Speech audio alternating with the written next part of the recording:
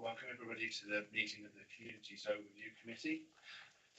I'm just going to do the housekeeping items first. I'm obliged to inform you that this meeting is being live streamed and recorded. Can I also ask you to ensure that your mobile phones are switched off? As ever, we'll quickly go around the room and ask members and officers to introduce themselves so that members of the public watching online and who are attending today will know who everybody is. So I'll make a start. I'm Councillor Robert Macy. I'm Chair of the Communities Overview Committee. Councillor for Gabon, Salat in the Western Rim. I'm Councillor Royalcroft, representing Market Drayton East and Nottingham House. Councillor Nick Hignett, representing Ray Valley Ward and also Vice Chair of this committee. Mark Williams, Councillor for Highley. Bergotic, Councillor for Meal, and in particular representing the West Meal residents there in terms of today's agenda. Councillor Nigel Hartin, representing Clem Division, substituting for Councillor Viv. Councillor Dan Morris, representing Burnham. Councillor Duncan Kerr, representing Oswestry South.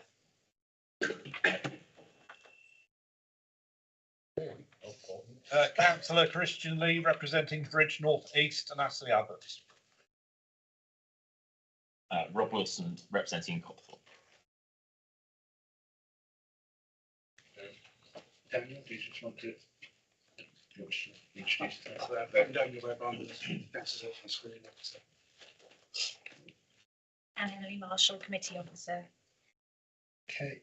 I think what I'll do, as we've got some officers that will be joining us online today, I think as they contribute to the meeting, if they can just introduce themselves when we get to that stage, go from there. Okay, so I'll move to item 1, which is apologies for absence and substitutions. We've had apologies for absence from Councillor Mark Jones and Royalcroft is substituting. Councillor Viv Parry and Nigel Hartin is substituting. I'm not aware of any others. No? Okay, so we'll note those. Item 2, disclosable pecuniary interest. Has anybody got anything they need to declare?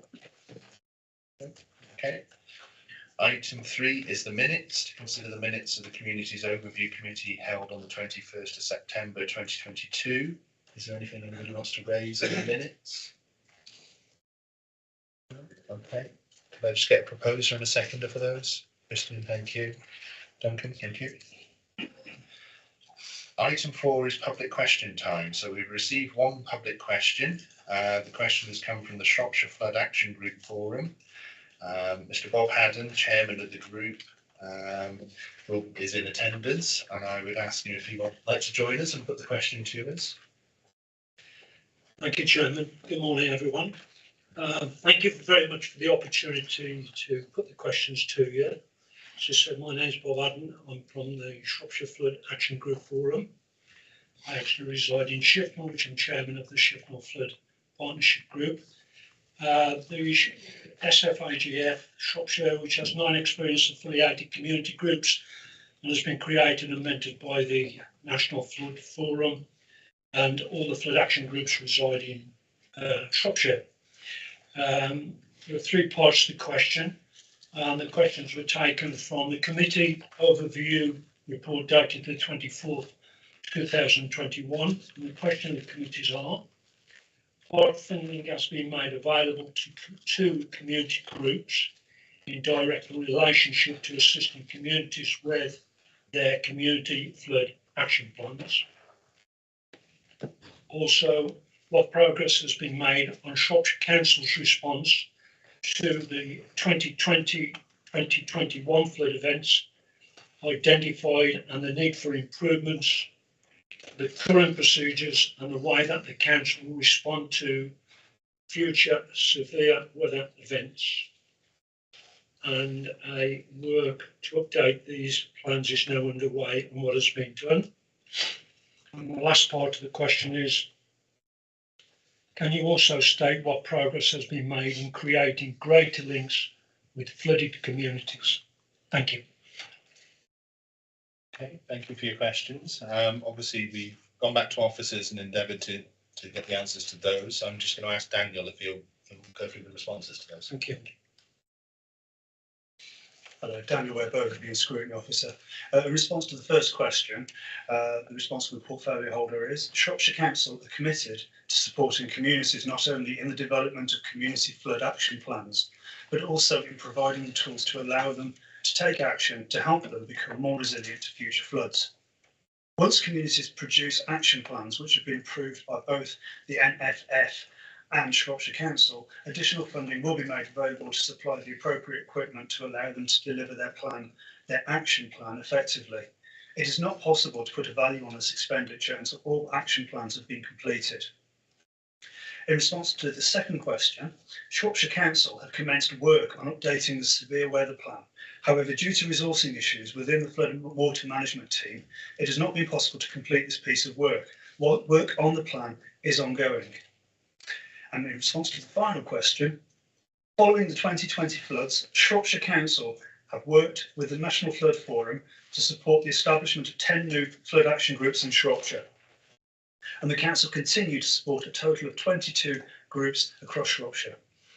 As set out in the response to question 2.1, Shropshire Council are looking to better support those communities through the appointment of a dedicated NFF officer who will help these groups develop further and deliver community flood action plans where there is a local need.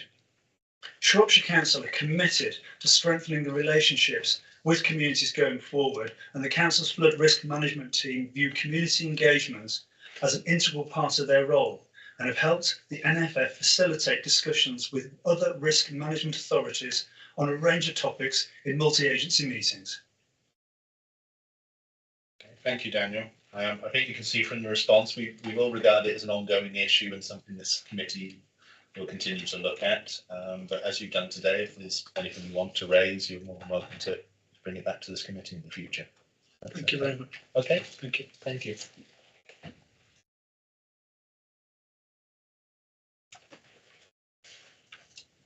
Okay, right. We will move on to item. We're still on item 4, but we've got one petition that has been received. So I believe the petitioner is here. So I'm going to invite him up just to flavour of what the petition is for. Thank you very much, Chair. My name's Chris Lennon. I happen to be the Shrewsbury Town Councillor for Radbrook Division, but I'm presenting the petition on behalf of all the residents in Radbrook and some in Meal as well and elsewhere, no doubt. Just a little bit of context on this petition. It was announced towards the end of March last year by Arriva that they were going to withdraw completely the Route 20 bus, which serves Radbrook Division, also serves Port Hill and Westmeal. The communication of this was very poor. You had to go to an obscure corner of the Shropshire Council website to find out about this. So we produced 1,000 of these leaflets and delivered them throughout the area affected. And very quickly, the chairman of the Radbrook Community Centre, Chris Berg, organised this petition, which we were very happy to help fill the signatures, as was Councillor Bentic. We collected over 1,200 signatures, and to outline the problems with withdrawing, I mean, Radbrook Division is pretty much the largest division in the Shrewsbury Town Council area. It serves thousands of houses. I haven't put my reading glasses on, just give me a second, sorry. I knew there was something wrong.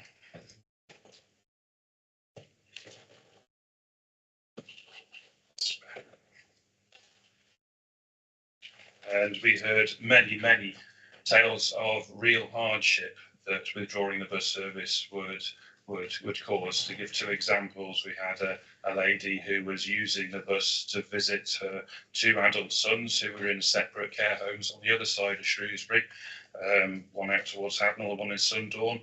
Without the buses, she would have been able to visit them. We had another resident whose adult son with learning disabilities used the bus to get into town and back independently. which was fantastic for him. As the father of a son who also has those difficulties, who also pre-COVID used the bus independently, I know how important that was. It would be a real loss. We were grateful when the local pressure led to Shropshire Council stepping in and subsidising the bus service, which has since been extended through to about Easter, I think. However, we believe this petition amplifies how important it is to have a long-term future for the Route 20 for a regular, reliable bus service into town. It isn't only people from Radbrook and Meal and Port Hill use it to get into town. We have people who are using it to get into Radbrook, to work at the businesses there, to use the GP surgery, to visit relatives in Radbrook Care Home. It works both ways. It isn't just bus service from Radbrook to town. It's part of a wider service that provides connectivity for people who don't have a car, who can't use a car, who don't own a car. It is vital to them. And so, like I say, the long-term future of this bus service is what we're really interested in.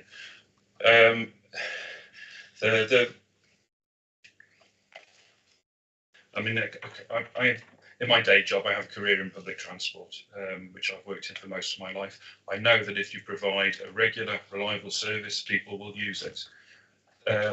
Despite the fact that bus service has been reduced to hourly from Radbrook through the summer, as it has done throughout many routes through Shrewsbury, it has been more reliable. I believe this is because it is now a subsidised route. Arriva prioritise that service if they are shorter drivers. I think this illustrates how important it is for public transport services to have support from councils where required. And I think that might be just about it. Oh yeah, there's just one more thing. I know that James Willits is here today, maybe to answer this, and I understand that discussions are ongoing about the future of bus services in Shrewsbury and the wider area. One of the rumours, and I'm not party to those conversations, but one of the rumours is that some sort of enhanced dial-a-ride might be used. That would not be appropriate for Radbrook. We want a regular, reliable bus service. Thank you very much. Thank you. I should have reminded you you had 5 minutes, but that's perfectly fine. And within the time anyway. So thank you very much for that. It's always the just one more thing comment that probably adds to the end. So what I'm going to do next, we've got Councillor Bernie Bentic that's joined us today, local members. I'm just going to ask him if you want to speak briefly for a couple of minutes on this issue before we go to James Willits. Thank you very much, Mr. Chairman. As Councillor Lemon has said, when Arriva announced the axing of bus routes 20, 544 and 546 at the end of March of this year, I received dozens of letters and emails from distressed residents of Westmeal, which includes Grange Road, Grangefields Road, Longdon Road, Priory Ridge and Sweet Lake, who were devastated at the loss of their lifeline to the Shrewsbury town centre and their social network. I and the rest Westmeal residents are extremely grateful for Shropshire Council providing a reprieve of the execution of their essential bus service. Indeed, one resident wrote to me saying, "Dear Mr. Bentic, read the number 20 bus. I'm writing to say how much we need this service to be able to get to the doctor's surgery, pharmacy, clinic, post office and shopping centre, especially in cold, wet and icy weather. I'm a regular user of this bus at most times of the day. I use the route to visit friends at Radbrook, Great Crescent, Woodfield, Kenwood Drive, and it is too far for me to walk. My friends will no longer be able to come and visit me, as none of us have a car or family close enough to give us a lift. So we are left stranded. I also use the bus service to get to hospital appointments, eye tests, COVID tests, as well as the railway station, catching coaches, connecting with other bus routes. I use it regularly for shopping in town, the markets, and to get to the community centre for Monday Club to meet other people. Otherwise, I'm alone in my four walls A lot of people use this centre, which is the Radbrook Centre, coming from Monkmoor, Gaynes Park, as well as other locals. Taxis are unattainable at school times and difficult at the best of times, with sometimes very long waits, hard when you're in your 80s and 90s and in bad weather. They're also expensive when you only have a state pension. The government asks us to use public transport to save the climate and pollution. But how can we? Many of us do not have a computer or internet, so we need a regular and reliable service with a timetable. There are 3 schools, nursery and care home to which people come to visit their family and friends. To go from a half-hourly service to nothing at all has distressed a lot of people. We are very concerned, so please will you help us to keep this very necessary bus service. P.S. A blind lady from Frankwell with a guide dog needs to get to Radbrook regularly for doctors and the post office. How can she do this without a regular bus service? Thus, many of the Westmeal residents would regard the axing of their buses as a lifetime prison sentence of their mobility. I recently conducted a survey of Westmeal residents with regard to these issues, and the majority wanted these bus services to continue. Indeed, many said that they would use the services if they ran in the evenings and on Sundays and bank holidays, and particularly if they were less expensive. Accordingly, I call on Shropshire Council not only to continue these bus services, but to consider these extended times, and additionally to consider a £1 maximum fare for all urban bus journeys within Shrewsbury and in all Shropshire's towns. Thank you, Mr. Chairman. Okay, thank you very much. James, I see you're in the room to come and answer this. If you'd like to come forward and introduce yourself, and then I think that's quite the ask. So we'll wait for a response on this one.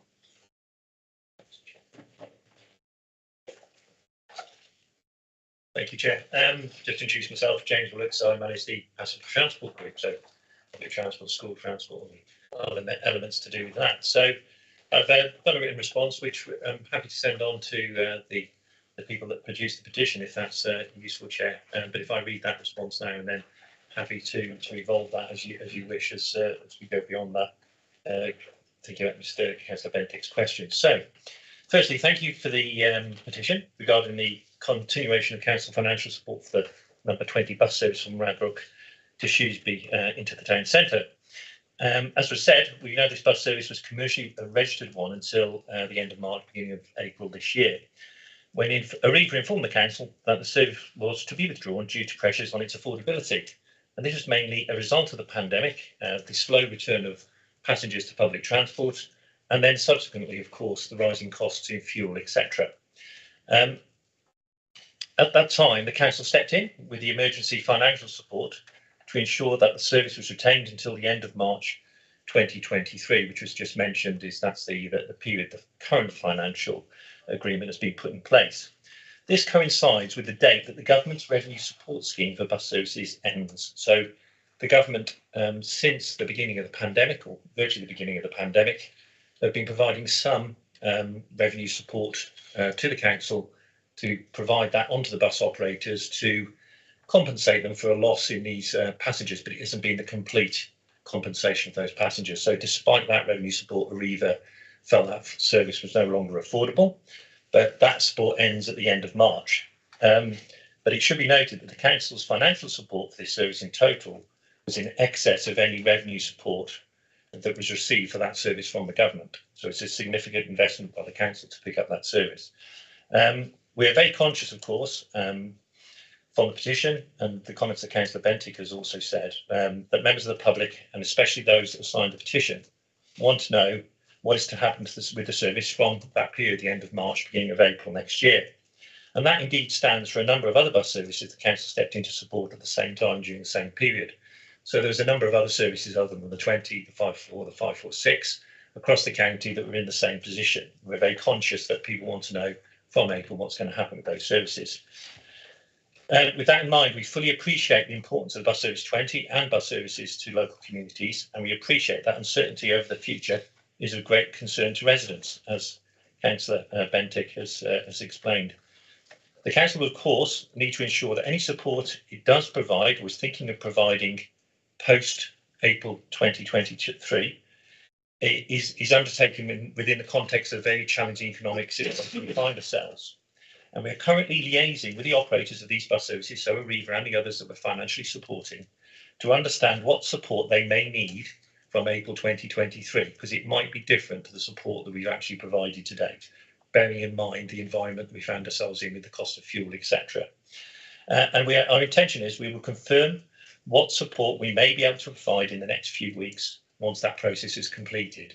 So that's a due diligence exercise to make sure that any monies that we are providing to operators has gone through that process, and we understand the financial impact on the council, bearing in mind the environment we're in now is a little bit different to what it was in March or April earlier this year.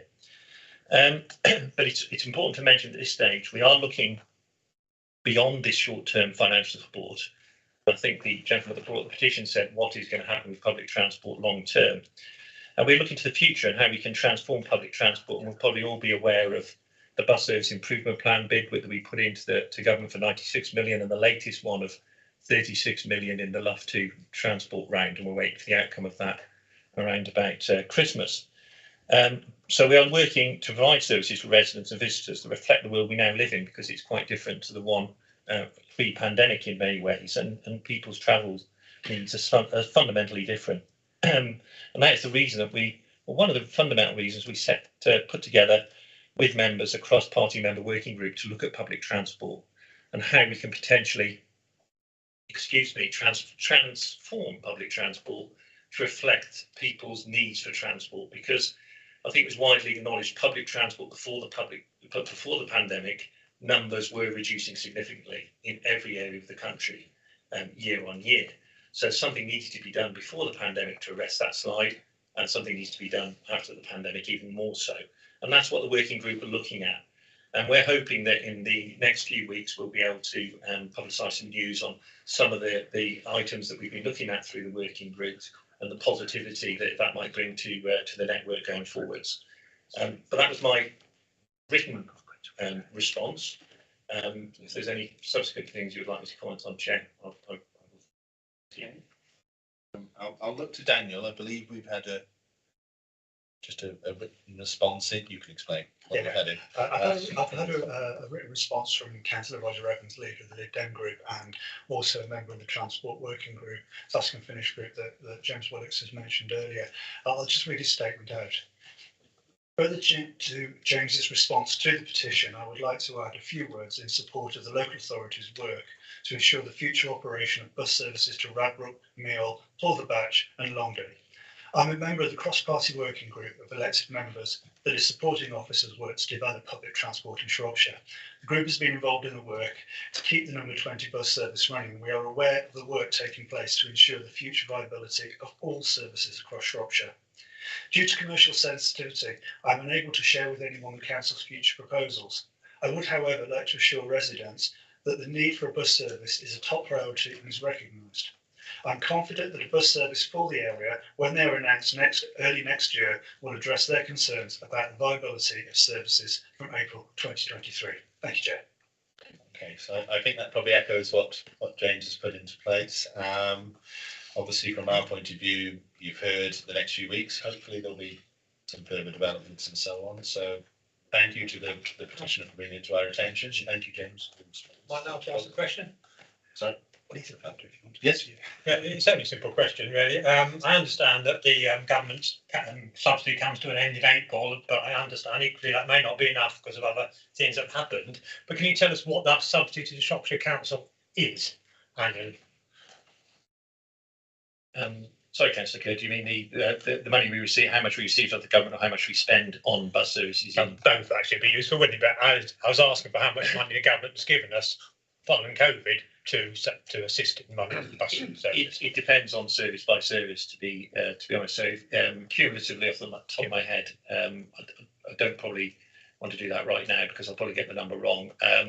But it's not the full cost of the numbers of passengers of being foregone by the operator during the pandemic. What we have done, which hopefully does help, is that we've maintained concessionary fare payments to operators at pre-COVID levels. So lots of our bus services, the majority of people that use them, certainly off-peak, are concessionary pass holders. So we've been paying our operators as if the bus services were operating in 2019.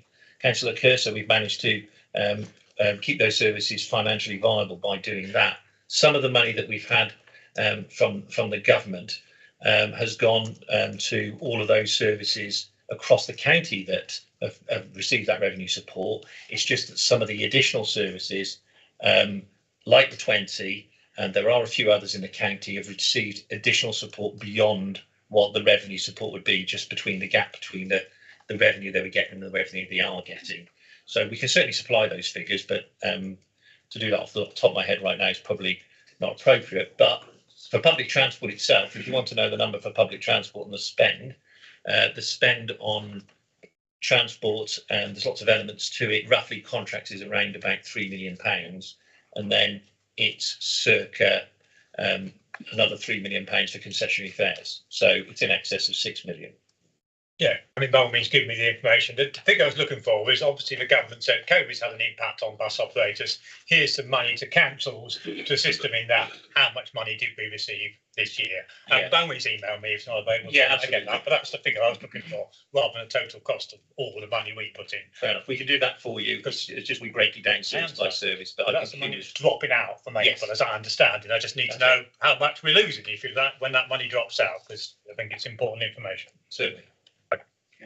I'm going to probably take one more, and then I'm just conscious of keeping it directly to the petition rather than opening it up to a wider subject. Otherwise, that could become a whole agenda item in its own right. So, okay. Yeah, it's just a follow on from the comments from Ernie about the possibility of £1 fares being looked at. I'm aware there are a number of other councils that are doing so. Have done in the past something similar in Yorkshire, for example, a few months ago. I'm just wondering, as part of the work that's ongoing, is any investigation being done about the possibility of doing that sort of process? James, I'm going to leave it to you whether you want to pick that one up at this point, just because, again, we're getting into that wider bit of the original petition is the bit we're considering today as the committee. Obviously, there is the cross-party working group, so don't feel absolutely on the spot as to whether we need to go into detail on that one or not. It's probably the simplest answer for that one is that that's an area that the cross-party working group will look at. It's not one we've looked at in detail yet, but what we have looked at is obviously the government announced that operators could provide a £2 fare cap for bus services throughout the country if they wished, but that was operator-led, not council-led. So we are going to look as a group at fare levels across the county, and that is one of the levers for change, for bringing people back to public transport and being an alternative to the car, but it's only one of the levers. So there's a number of things to consider. Thank you. Okay, thank you, James. Okay, right. Well, thank you very much, and thank you for attending and the responses today. Thank you for attending as well.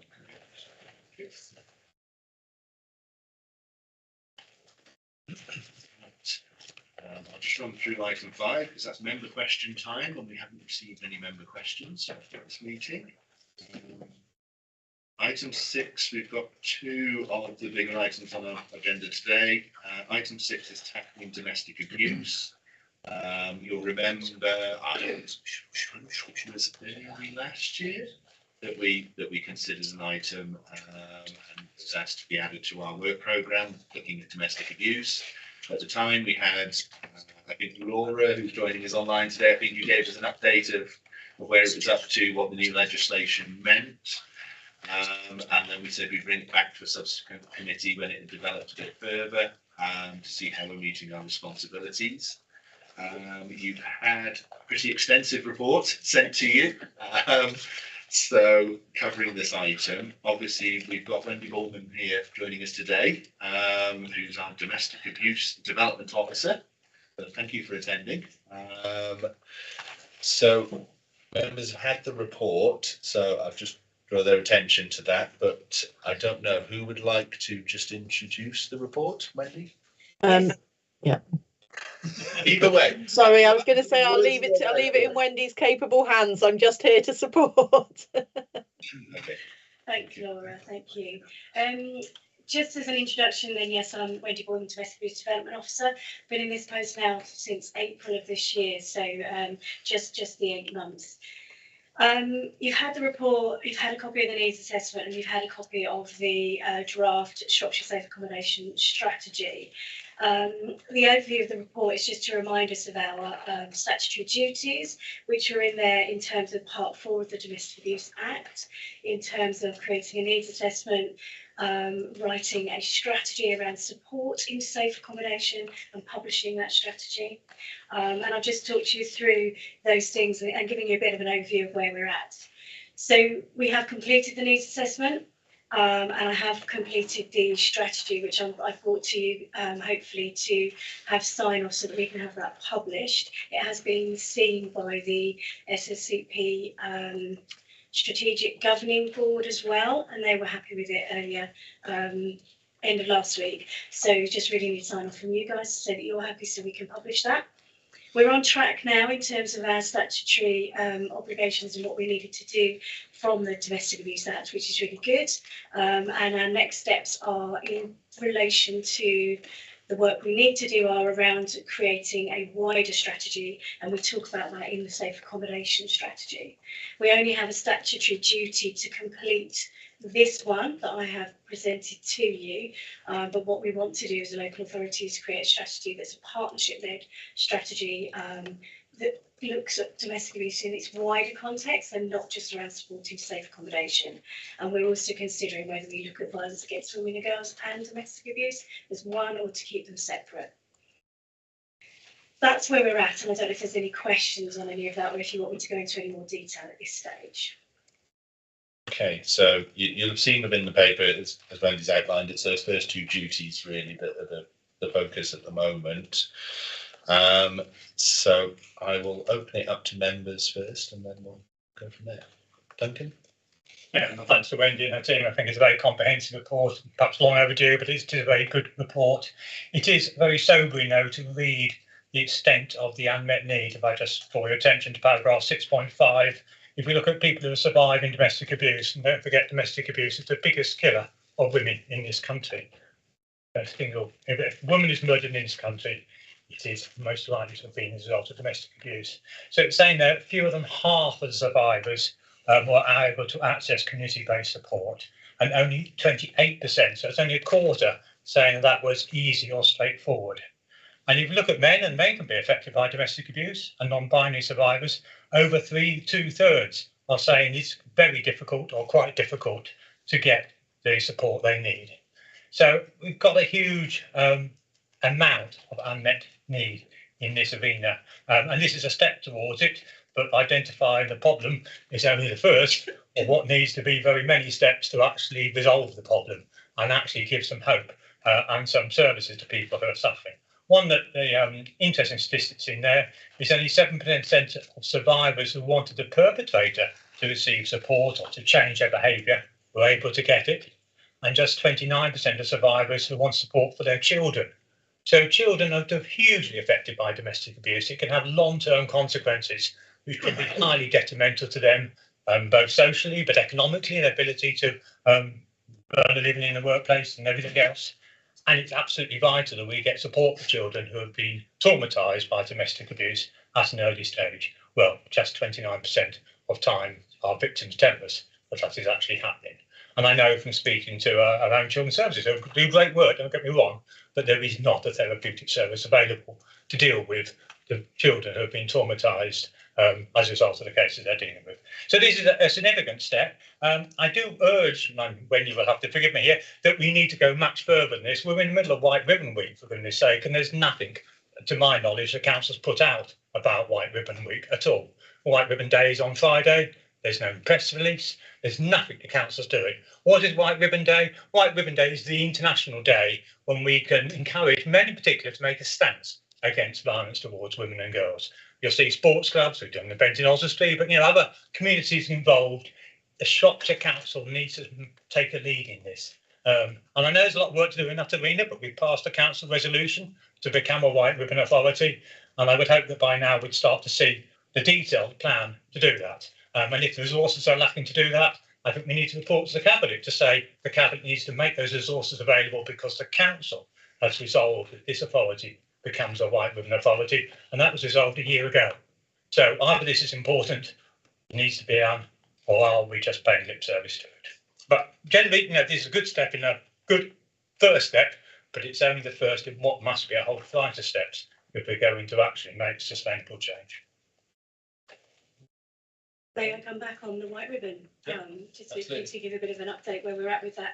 So through new burden money that the local authority receives, we've been able to recruit a project officer we've just completed the interviews, and I've just appointed somebody whose main priority will be to start that work on the white ribbon. We have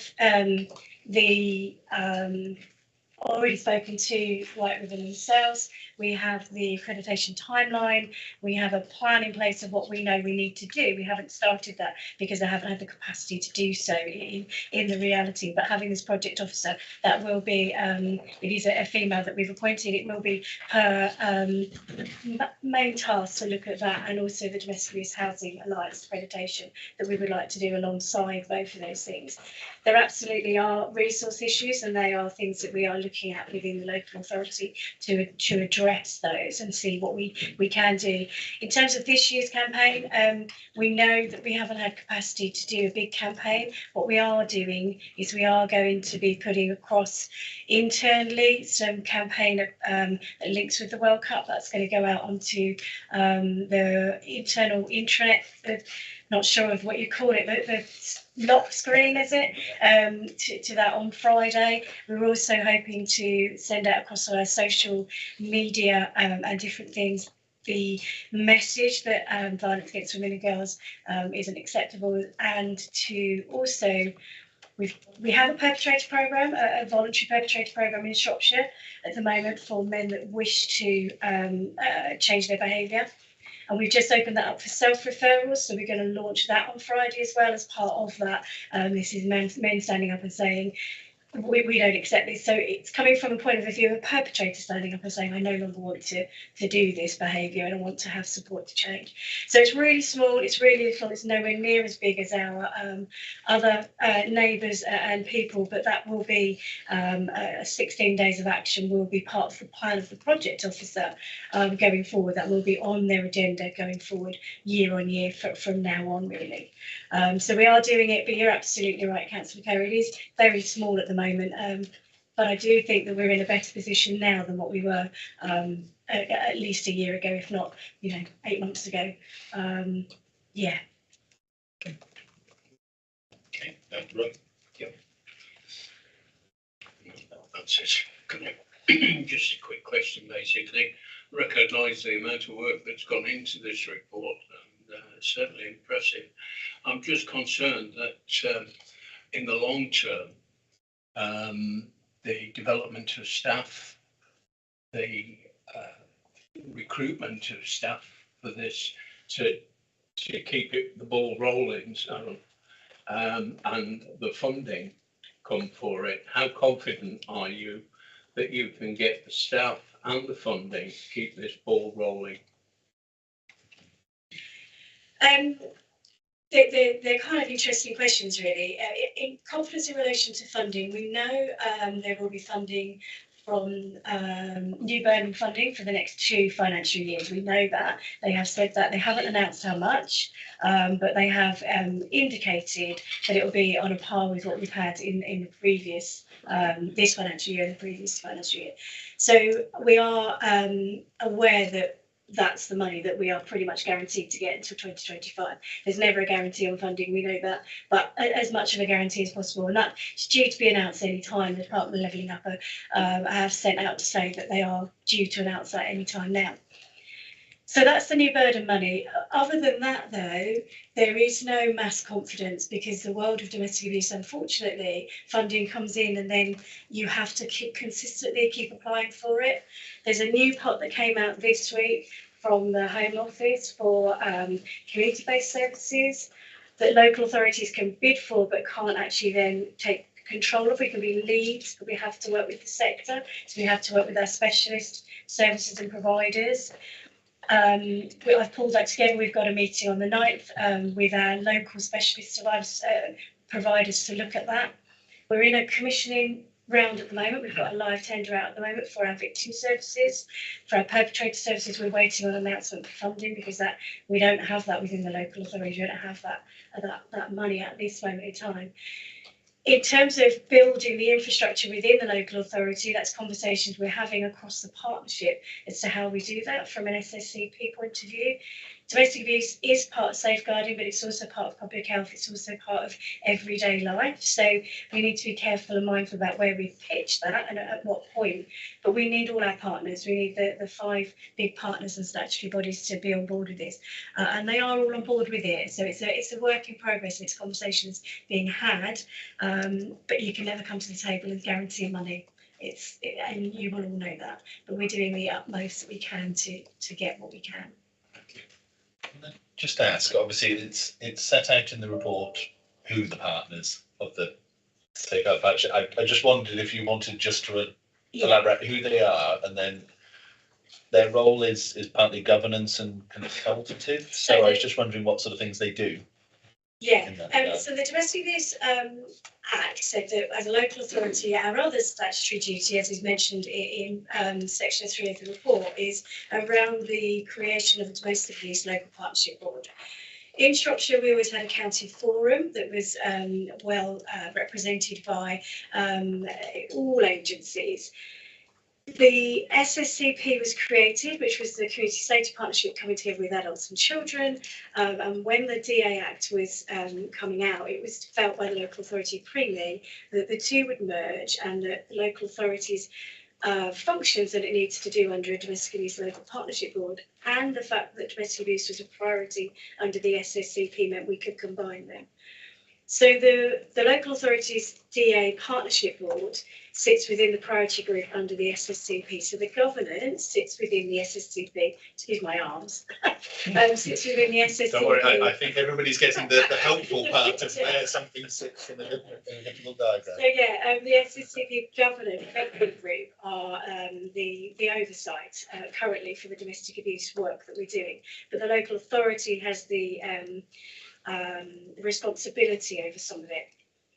So what we found doing the needs assessment was that the actual board itself was very, there's some really absolutely excellent operational benefits for having it in the way it was, but the strategic leadership wasn't quite tight enough.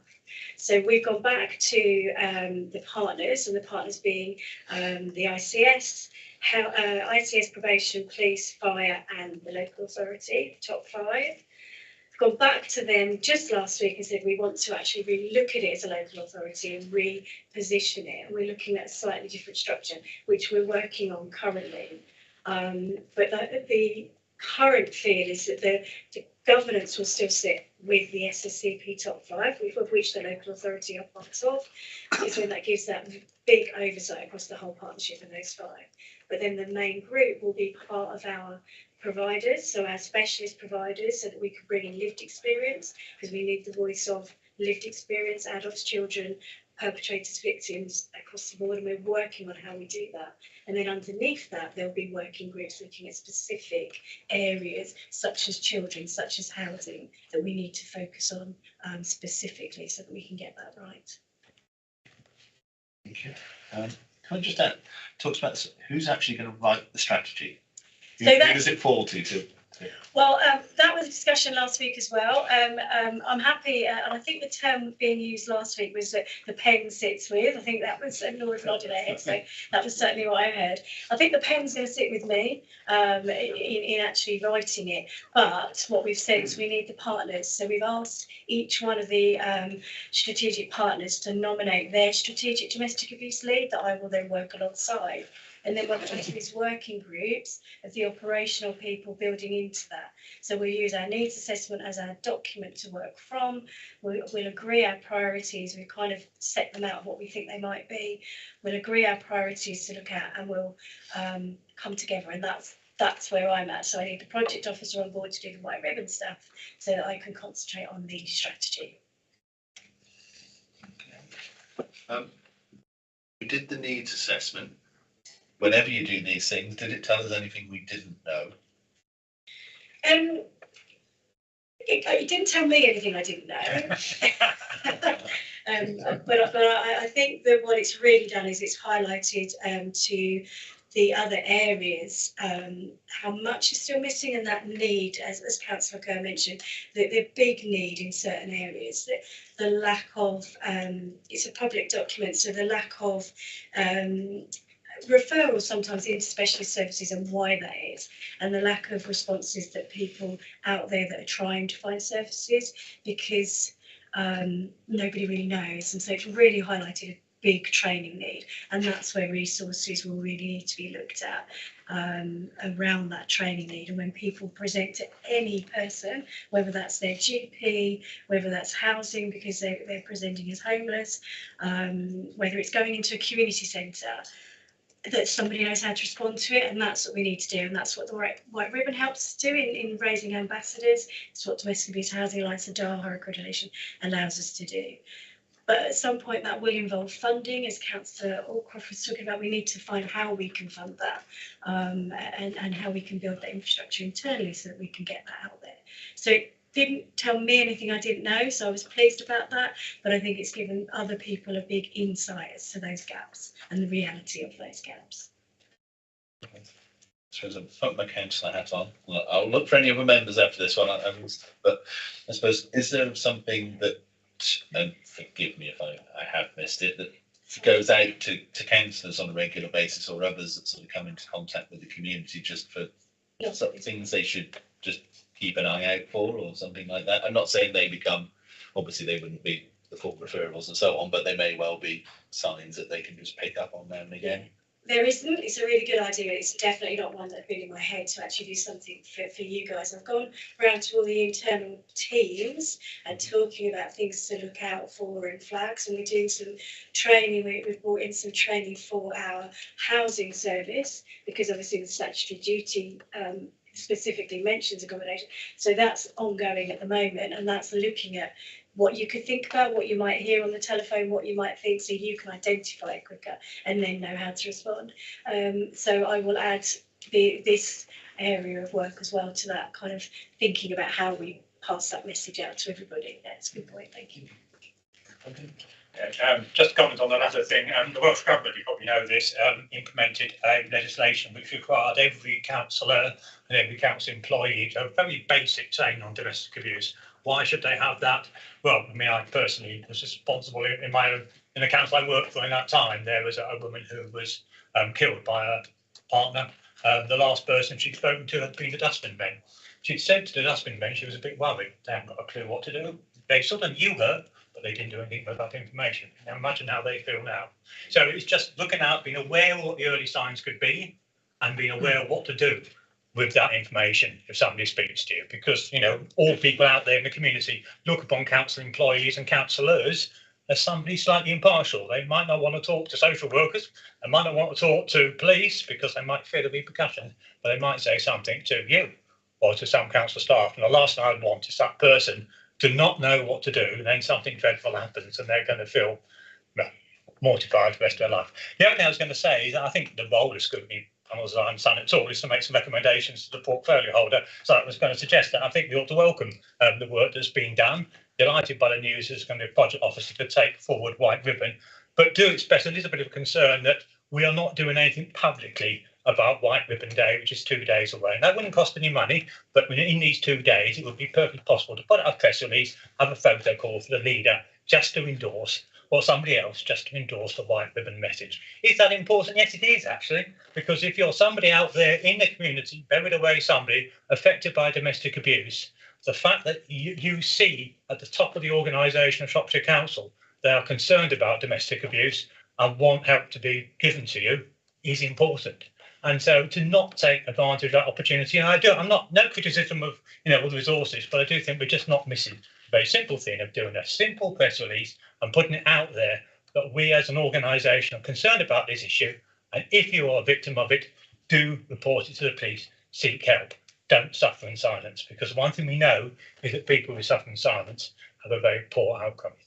So that's my recommendation. I don't know if it puts to a vote, but I think our role is to make recommendation. If we do that now, I know it's only 2 days, but there are 2 days which that could be set up, and at least the result of this, we may have saved, simply you may save somebody's life, because this is serious stuff. It ends in fatalities. I will, as ever, I will note that one down. I've got a couple more members want to speak, and then we'll come to recommendations. We'll run through everything. May I just remind, there is the 2.5 hour domestic abuse briefing that everybody that can access, whether they're internal to the local authority or external, and that does give some really good awareness and some information, and it would always be a recommendation that everybody does that as a minimum, because it does give you good insight into what people are experiencing and what kind of responses you could give. The training I'm looking at is more in depth than that, but that 2.5 hour initial briefing is online, and you can find it on the joint training or the SSCP website, and that's free of charge to anybody that's fully funded to anybody. So please do take advantage of that. Okay, I think Nick. Thank you, Chair. Yes, and thank you for the report. Very comprehensive, and I think it's really useful. And I do think councillors should get whatever training they can on the signs and that with domestic abuse, particularly as it says in the report that in sparsely populated rural areas, very often victims may put up with a lot more before they report anything at all. I want to make well, it's a question really in so much that as we go further through into this, what's supposed to be a particularly difficult period of time and the recession and everything like that, and in the new year, it does look as if there's a possibility that a lot of members of the health services and the fire service perhaps as well may be considering industrial action, which may put more strain on it. What preparations are we making as a council and as a service to make sure that if health services are stretched even more, that we are still able to carry out what is absolutely necessary in dealing with victims of domestic abuse to make sure that they still get the support that they need, notwithstanding the fact that health services are going to be, well, they're stretched now, but they're going to be stretched absolutely to the limit. So are we set up as a council for perhaps the very basic emergency needs that have to be taken? In answer to the question, I don't know that we've got anything formal set up in relation to domestic abuse specifically. We do have a commissioned service that are out there doing the actual delivery of the support to people across the county. So that's in terms of refuge and community-based support and support to children and young people that we fund through commissioning processes and through other funding that they have secured for themselves. We have open conversations with them on a regular basis and are in contact with them. As and when and if they need further, we would have to look at that. We don't have financial pots sat that we could give to them in an emergency, so we would have to look at how we do that. But we certainly are working alongside them on a pretty much daily basis, ensuring that they've got what they need. So if they are seeing a spike, then they are talking to us and we are looking at what we can do. We don't have anything specific set up at this moment in time, though. Okay, thank you. Okay, the other one was sanctuary scheme. Mm-hmm. Why is it that we're not using it? So it's not that we're not using it. It's interesting. So prior to this, you may recall I came to you in my previous role as service manager for the commission services. When I was in that particular role, we thought there was no longer a sanctuary scheme set up within the local authority. We weren't aware of it after the community safety partnership kind of stopped being. It seemed to just disappear. So we were aware that we could still get a referral through the police and the crime reduction officer to go out and do an assessment, but actually then funding any work, we weren't aware that there was still a pot. So it kind of got lost within itself, and there wasn't a dedicated budget. So that is something that we're now fully aware of. I was actually talking to the provider at Shropshire Domestic Abuse Service about that just last week. We are now we've reminded everybody that there is money for it. We need to, for the new financial year, agree what that pot's actually going to look like and what the actual amount is. We've met with the crime reduction officer as well, and we are reopening that line up and having a look. But one of the working groups that we will set up when we're looking at housing will look specifically at sanctuary.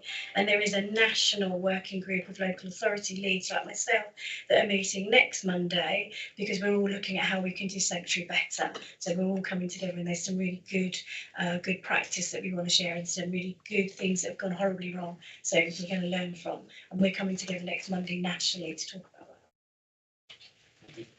Thank you. Have I got any other questions from members?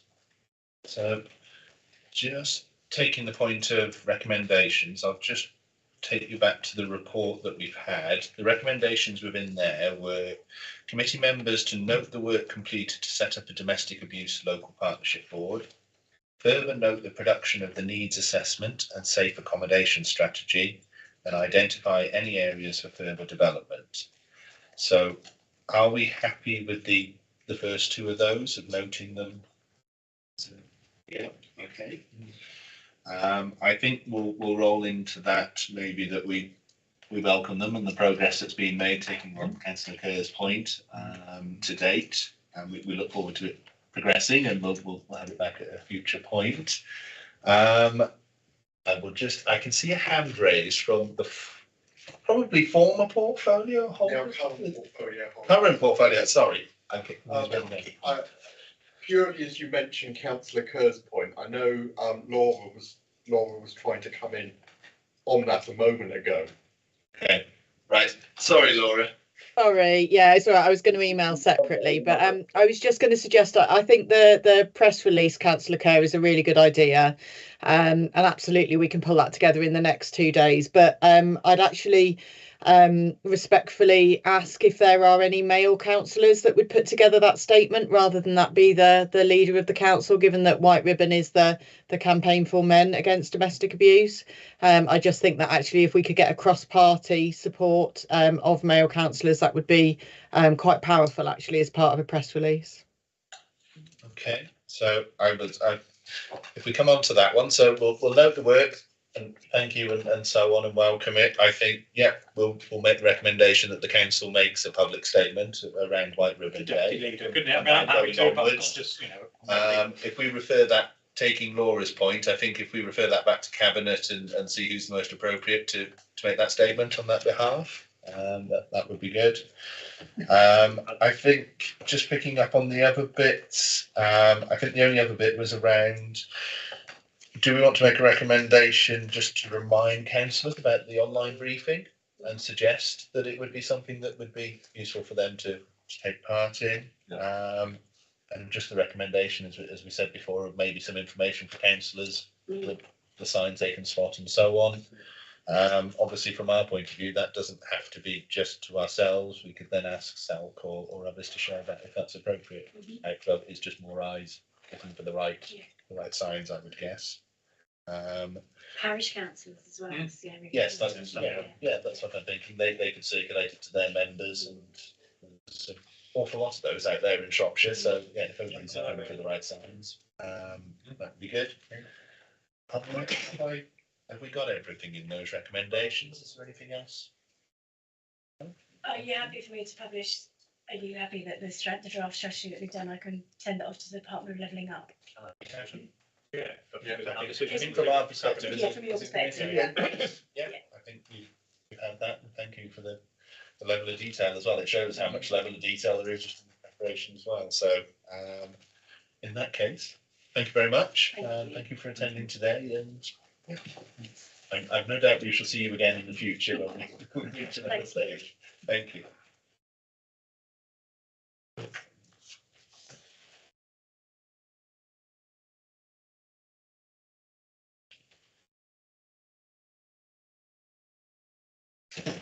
Right. I'll just give you a moment to make your way forward.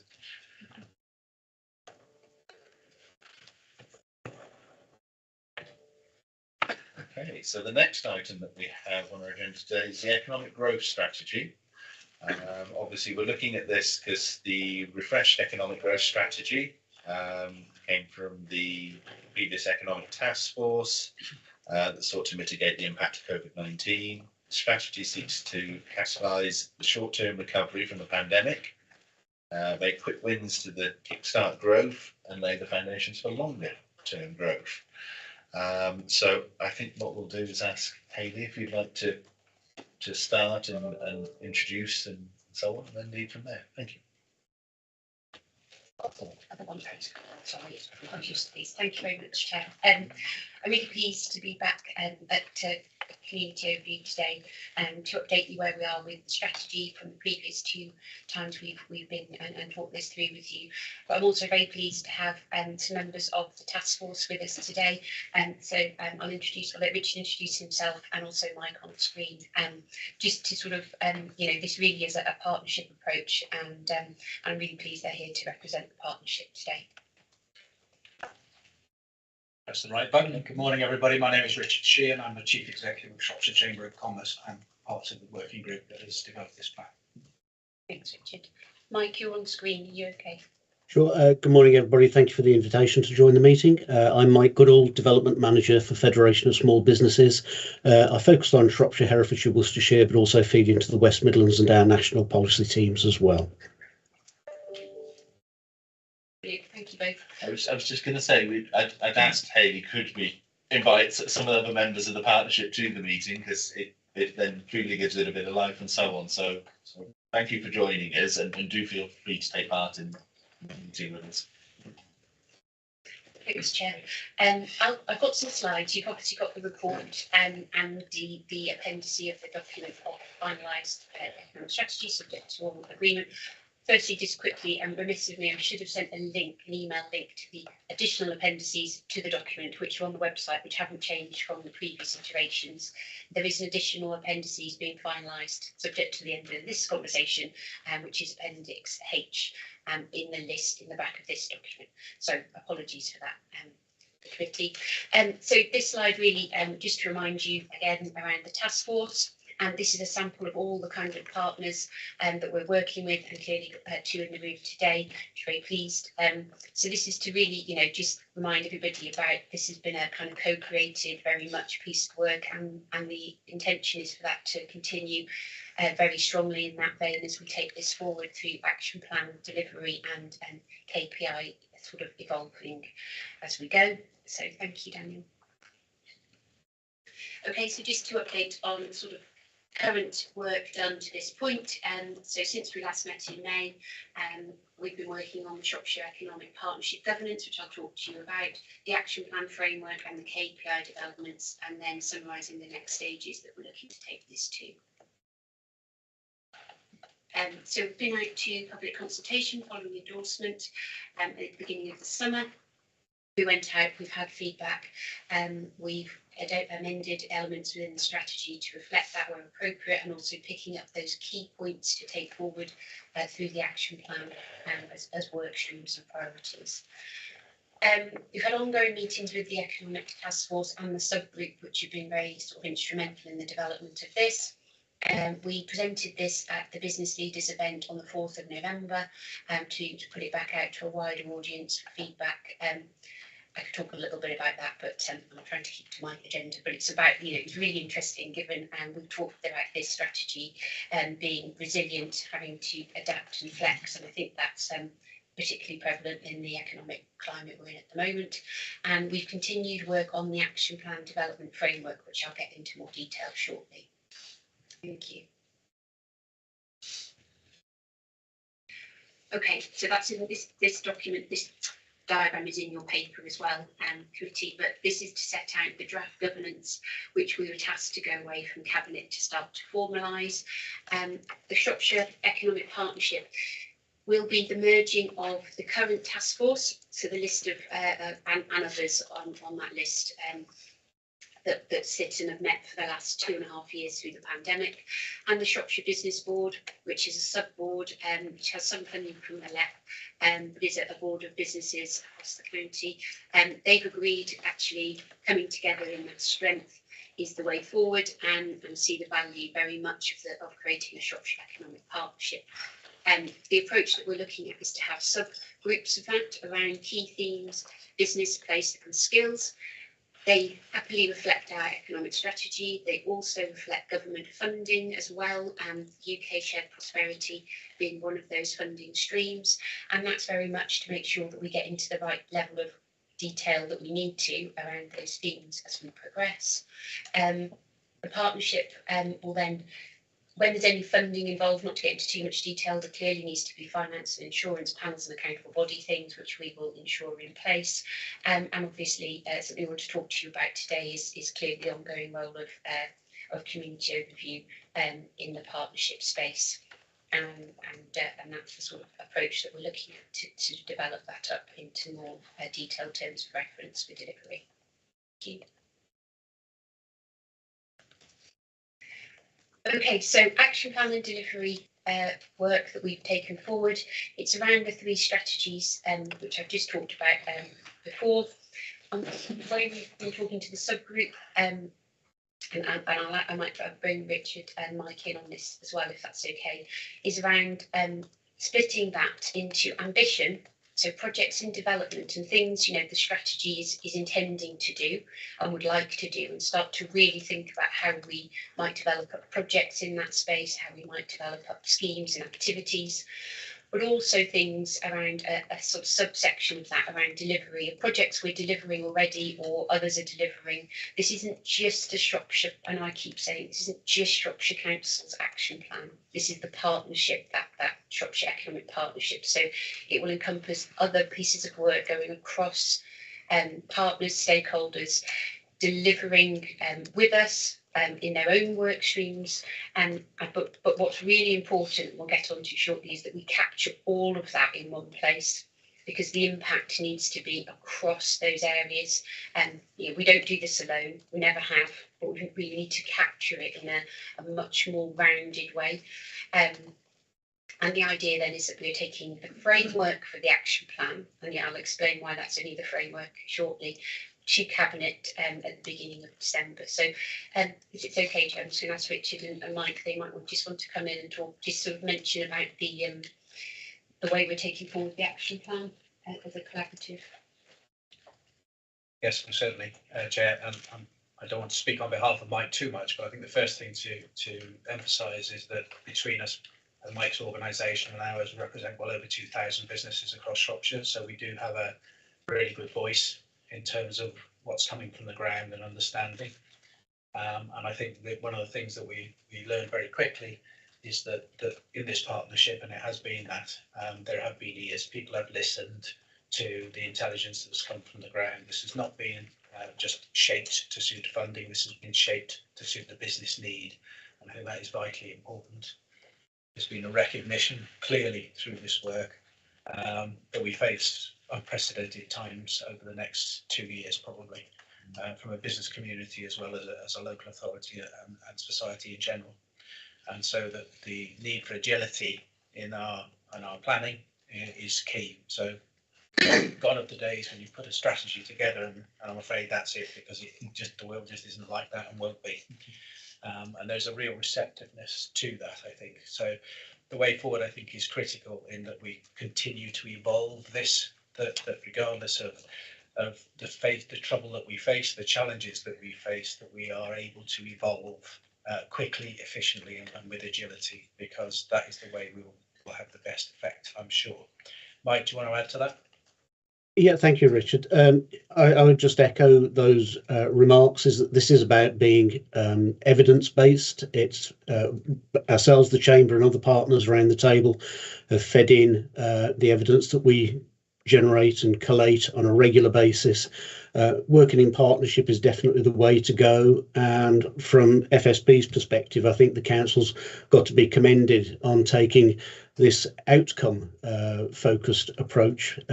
Too often we see funding used and justified on the basis of the number of hours or interventions or phone calls, it is a measure of activity. It's not a measure of what's actually brought in terms of benefit, in terms of increased productivity, higher value jobs, moving into different market sectors. So it's really, really welcome to see this ambitious approach, but also one that's very much grounded in evidence and reality. So yeah, really highly commended, and looking forward to working with the council to take it into action. Thanks, Richard. If you could move us, oh, I'm sorry. Thank you. So this is to outline and to give you some sort of comfort, reassurance around what we're looking at in those two sort of areas I talked about across the three themes around ambition. So it's the objective, you know, again, teaching you all to suck eggs, but what are we trying to achieve? What are the potential interventions? Who are the potential partners? What's the approach? What's the outcome? And what's potential funding source? So this is so that we don't lose sight of those ambitions within the strategy that we're trying to achieve. And then these will evolve into those projects. So getting down to the measurable, you know, what is the project, who's delivering it, outputs, outcomes, very important, timescales, and the funding that's being put into place. And this gives us the ability to flex and adapt and be responsive and resilient as things develop and come forward. You know, we know more funding streams will come on board before then. Things may change even more so in the market, and we need to be able to adapt between those two action plan stages, really. Thanks, Danny.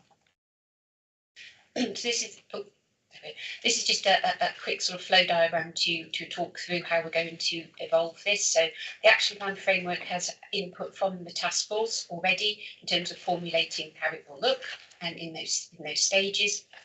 We are then doing quite a bit of work already across Shropshire Council's departments for input. You know, this isn't just sitting in one space in the council. They're working on the growth clearly and leading this. It sits across Adrian's area. Adrian's on the call from a climate perspective, from culture, from assets, from stakes, from, you know, a huge range of people who will have input into this. And so we need to make sure we've collected and bring those strands together. There'll be the inaugural meeting, subject to everything going through, of the Economic Partnership in January 23. And it will be a key priority of the Economic Partnership to implement and develop the action plan, because again, this has to have input from all those partners, and this is very much the work. We see this as being the work plan of the partnership and those subgroups to develop this, own it, you know, again, and have responsibility for delivering it, and then feeding that across into a subject again to agreement to that sort of annual review through this this overview committee, about, you know, again, talking to you shortly about what it is you'd like to see and we'd like to have that overview of as we go forward. Thank you. So measuring success, so coming on to KPIs, there's some high level KPIs in the document which you've already seen around productivity, wages, investment, homes and jobs, as you would expect. But I guess the question we have here is, you know, so what? Does this pass the so what test? You know, that's high level. Yes, these are important, but, you know, what does that really mean? How are we getting under the skin of these, and some of those sort of potential softer measures we might want to look at through this strategy?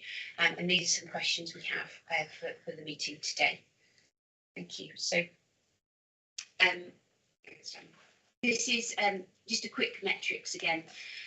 I know you will all be aware of this, but, you know, this is how KPIs are developed around impact, the metrics, the source of data, baselining. You know, you need to have a baseline, or at least establish a baseline, and then your target, what we're trying to achieve. So this is just to show you how we've gone about the high level KPIs, and just have in your minds when we start talking about KPI development for the strategy. So the next slide shows some ideas really around those key themes around supporting business location and employment skills. Around, you know, these are measures we could start to think about looking at, increasing business startups, high level, you know, business survival rates. How do we increase inward investment and measure, you know, housing, investment in infrastructure, number of land brought forward. I'll just give you an example under town centre vacancy rates. We, as an authority, have started over the last 3 years surveying all of our town centres, our key town centres, so that we have a baseline of vacancies. We know what's going on in our towns, and and becoming valuable, really, particularly around looking at funding sources, particularly around obviously responding to what's happening across the market towns. So that gives us a baseline. So that's something we might want to think about. What does that mean, and what may we want to start capturing around that? And employment and skills as well. Looking at things, these are some examples of KPIs we might want to think about, reducing hard to fill vacancies, how do we increase high value jobs across the county? These are key kind of messages we're hearing. So these are things that between ourselves and the task force are a starter of thoughts. I think like all things, KPIs, we need to get the right number. We need to really think hard about what it is we want to kind of show through capturing data and KPIs. You can have a lot of KPIs. It does not necessarily mean you are delivering well. So we just need to get that balance right and then to be effective. And just to give some assurance, sorry, Dan, to the next one, thank you. To the group, and as Mike talked about before, this is back to our logic model, so apologies for asking you to remember about this, but very much our strategy has been about what impact are we trying to achieve, and if we don't, and we mustn't forget that, because everything we do must be about the impact and creating that vision. So also just to sort of again give some assurance around the Shropshire plan from a Shropshire Council perspective. Sorry, Dan. Is around, we need to start thinking about our outcomes and our impact. How do we know our activity has been successful?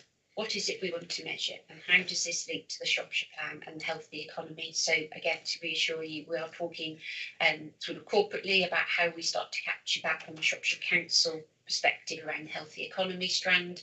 So working with the insights and data team, we're looking at a dashboard around the healthy economy. Clearly that isn't just the economic growth strategy, that's got some other strands as I talked about before. And how do we sort of feed into a council perspective our Shropshire plan, but also very much, I suppose, stimulating the debate through the partnership and through this conversation around measures and an impact we'd like to sort of go away and think about developing up and capturing as we progress with the economic growth strategy. And you'll be pleased to notice one more slide from me. So this is just, oh no, I lied too, sorry. This is just one more to give you some ideas around sort of sources for KPIs. So there's national sources, as you know, around ONS data, surveys, workplace, businesses, registered, etc. There tends to be a time lag in reporting around national sort of data sets, but they are very useful and they are a recognised source, and we capture those quite often in the high level KPIs that we're looking at. We have done quite a bit of work looking at KPIs that government are looking at for funding as well. It's really important that we align some of our thinking around the levelling up agenda of KPIs as well. Not the only thing to drive what we do, but I think it's important that we don't not have a good look at that and make sure that we're capturing the right data to ensure we can get as much of that funding into Shropshire, and local sources as well. So as I said, link and add value to the Shropshire plan, add context to national sources. I think it's really important. What does that mean for Shropshire? So what? How does that impact on some of those important things we're trying to achieve? And what's within our control to establish, monitor, and report on. So as I said, sometimes establishing a baseline can take time. If you don't start doing that, you'll never have a baseline. So we need to really think about some of those short, medium or long-term KPI kind of measures we want to think about. So last slide is around just giving you a timeline of the next stages. All being well, we'd very much like to take this to Cabinet on the 14th of December as the final strategy, which you've had and has been through. And then setting out that we're going to be developing up the action plan framework and agreement to the governance to be finalised, and go ahead with the formal sort of formalisation of the partnership in January, and setting up those subgroups and talking to departments across the council to develop the action plan as the work plan for those particular strategic themes across the strategy, and also picking up the kind of key values within the strategies as well. So I didn't talk through the report because obviously you've had the report, and I'll leave that there. Thank you very much, Chair. Okay, thank you very much, Hayley. One of the things I'll just mention, obviously previously we decided that there wasn't a function for joint committees. So we've got members of the place committee joining us. I can see some of them online. Joyce Barrow's chair of that committee and others. Obviously, if those members want to take part in the debate, that's absolutely fine. It's the members in the room have the voting rights, but that's felt the fairest way to do it. So I will give a glance to that screen as often as I can, but members, please feel free to prompt me if you can see a rash of yellow hands I haven't spotted at that point. So I think the only thing I'll just say is thank you very much, and thank you for the contributions from Richard and Mike. I think having an external sources saying that they've got that sense of confidence in what has been put together, I think will give us a sense of assurance. I noted the wording around agility, possibly not something we've been absolutely bedrocked at all times, but I think it's something that it is going to be needed, as you say. So we hope that the effects of that will continue. Obviously, we know the economic development team and others have been working hard on this and do that sort of thing, but it's extending it out. It's interesting to see that departments will have to come up with how they're delivering the action plan, and hopefully that's what will lead to that sort of thinking. So I didn't know, did you want to say anything? Press the right button again. I think I'm good at this. Yes, Chair. Thank you. I think again, just to carry on the theme of where we were, both of us as organisations do a huge amount of research. The Chamber has done a quarterly economic survey since 2009, the recession. And so we pick up the intelligence from the ground that starts to paint a picture. Because we keep records, we can see trends. And so the importance of this plan and the success of this plan cannot be underestimated. We've seen since the start of the year, businesses starting to look for funding, finance, how do I recapitalise, how do I get more income in, what do I do? In the middle of the year, that turned into, if I need to restructure, what are my obligations around redundancies?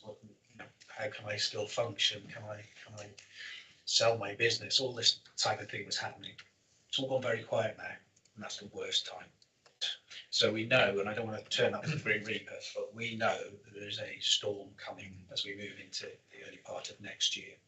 So the importance of a plan, a clear plan that is agile, that can respond to the needs of the economy is vital. There is a nucleus here of success that will only be delivered working in collaboration. We all get it, we're all here for the same objective. So it's really important that we are able to move this forward in a way that will really support our economy, therefore our residents, because our economy is made up of the companies and the employees within them. And so really just to say there's never been a more important time to have something like this going through as a collaborative activity. Thank you. So I think what I'll come on to in terms of ourselves as a committee, obviously you've got the recommendations that came out with the report, which is around noting progress and so on. I think just picking up from the presentation as well, I think obviously we need to look at what role this committee has and how we see ourselves going forward and what we can add as a committee and what assurances we think we need. Obviously the ask today is, and tell me if I'm wrong, I'm thinking the ask is more along the lines of those initial performance indicators feel right and look right to us as a committee as well. And are they picking up on the sort of things we think will lead to that? And then it's just to get into, now that those themes have been decided and so on and so forth, are there any other questions from members around those really? So shall I open it up to members? Is there any members initially that got any questions? Or yeah, Duncan? Conscious I've done a lot of talking, so if anybody else wants to take them, please do. You put up a slide of the KPIs proposed, and there are two areas which I thought were missing from that, to be honest.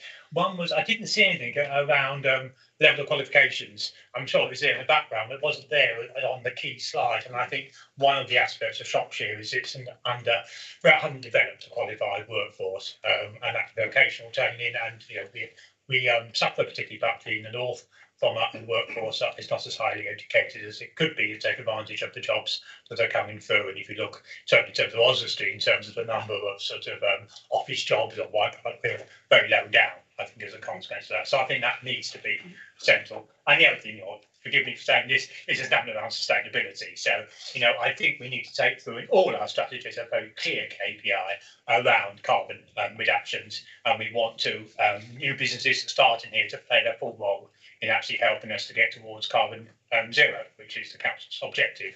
And so that must be out there alongside. There's not much point building more houses, building more factories. As a result, we end up in a world where it's not sustainable. There's no point, is there? So it has to go alongside all those other, no problems, all those others, but we need an equivalent one for, and I think it has to be stressed in terms of carbon. So we're looking for businesses not to, say they're carbon neutral on day one. That would be fantasy, wouldn't it? But to come, and clarify what they're engaged in, actually identifying their carbon footprint, and they've got a plan for reducing their carbon emissions. That's what my view. You might have a different view. But that's what I think we'll be looking for in terms of taking economic generation forward. Thank you, Councillor. I think Adrian's on the call, and for that reason particularly around, we do need to join up and look at what measures are within the council's strategy for KPIs around climate. And also, thank you, Adrian. I know Adrian's out on the road, but I've followed him to join us. So thank you, Adrian. To look at what we want to capture through that, and if there's anything we might want to specifically embed as a new KPI through this, or whether we can cut into the kind of measures that are coming through the strategy. Adrian, you're probably best placed to respond on some of that, maybe. Yeah, I mean, I'd certainly support the idea of measuring our impact in carbon terms. So I'd agree with Councillor Kerr that it's a useful addition to as a headline KPI. It's not very easy to do, just to put a rider on it. We struggle to do more than measure things at a fairly generic level at the moment, but it is important to try, and certainly we would want to understand how businesses were coping with that challenge, which is the major part of the climate change agenda. So my team is already working alongside Mike and colleagues from the Chamber as part of several initiatives which are looking to provide advice and support to businesses to help them navigate that particular challenge. And part of that is about getting them to measure where they're starting from, but also then their progress in making improvements to their performance in carbon terms. So certainly something that's on the agenda, and that should help us to generate some data, I think, which could be used to help inform a KPI. Okay. And just could I come back on the point about the skills? So thank you. Yeah, that was just to be sure. That's just a list of sort of start of the 10. But I do think it's really important we do capture that, because there is the sort of underemployment issue. Absolutely. Councillor Kerr, and looking at, and Richard just reminded about the local sort of skills implementation plan that we'll have going forward and coming in place. So, I think that's an important one to think about, how we capture that and getting the data sources to sort of see that uplift piece. But this is all really great information. So thank you. Can I just follow up on that, Pete? Just how do partners, because it's a wide range of partners, how did they sort of map and measure skills gaps into this? Just thinking about that. Well, Chair, we continually run training programs. We also engage with businesses on a daily basis to understand what the needs are. We're getting to a point now where people really are struggling to see what the future looks like in terms of skills. They're just trying to deal with what they need today. Haley mentioned the Local Skills Improvement Plan, which is a Department of Education funded project which the Shropshire Chamber is leading for the marches. And that effectively is changing the way that the curriculum will be set in the future. It's giving a voice to business from the ground, which is our role.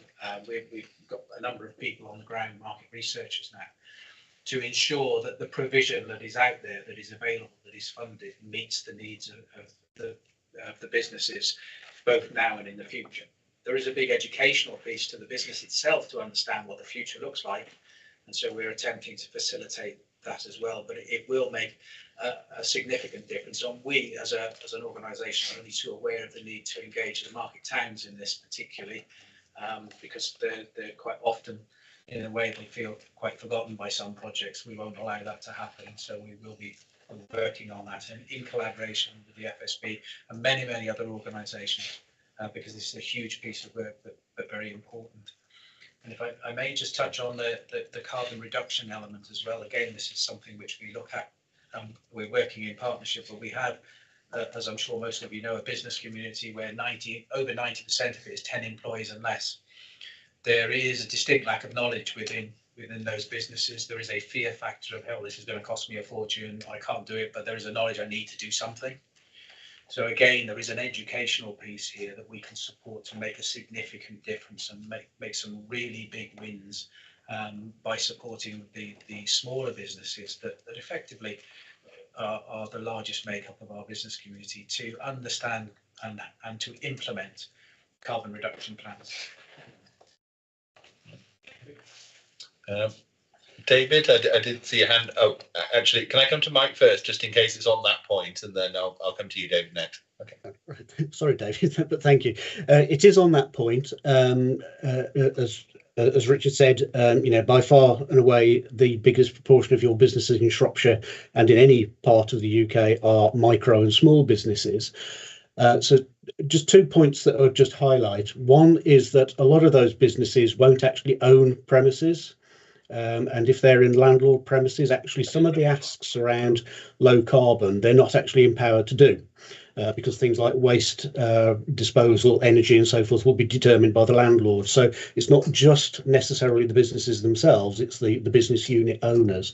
But like the chambers and like the other business organisations, we put a huge amount of investment into talking to our members and smaller businesses generally about the need to be more efficient and be cleaner and leaner. And that's the kind of language that we have to lead on when we're talking to businesses. We absolutely understand and get 100% that this is about low carbon, net zero, going green. But actually, and particularly at the moment, and the climate that businesses are in at the moment, that can just look like another element of cost and another hassle being thrown at businesses at a time when they're least able to cope with it. If you talk to businesses about being leaner, about using less, about wasting less, it's exactly the same agenda, but it's just talking to their language. And as Adrian mentioned, working with the Chamber and other partners on things like Cool Shropshire and Telford, and it's been a great initiative to be involved in. It's great to have the voice of small businesses there and being really receptive to those kind of discussions about let's sell the green agenda, but let's sell it in a language that resonates with businesses rather than turns them off. That's really important. Okay, thank you. I can see Adrian nodding along. David? Yes, thank you.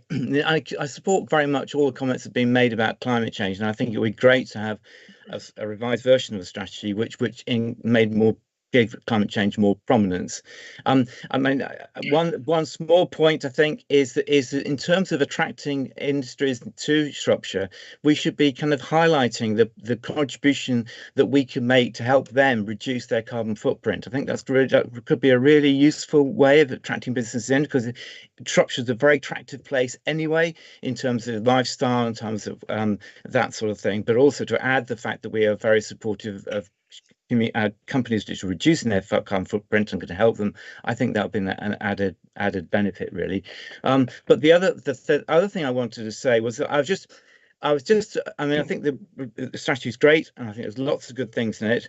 But I do think that but more clarity on the timetable.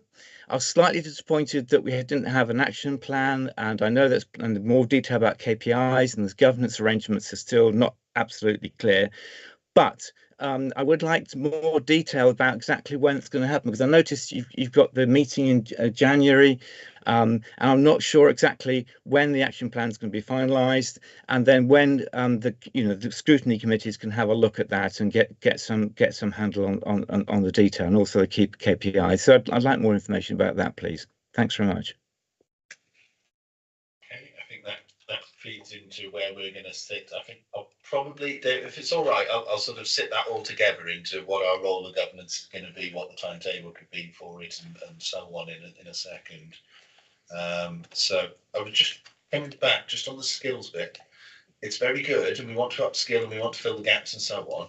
But we've already had an item this morning where we talk about funding, and I'm conscious that with the comments that are being made over people are deciding where their money goes and so on. I'm just wondering what funding is available to all the different partners, and then I'll come.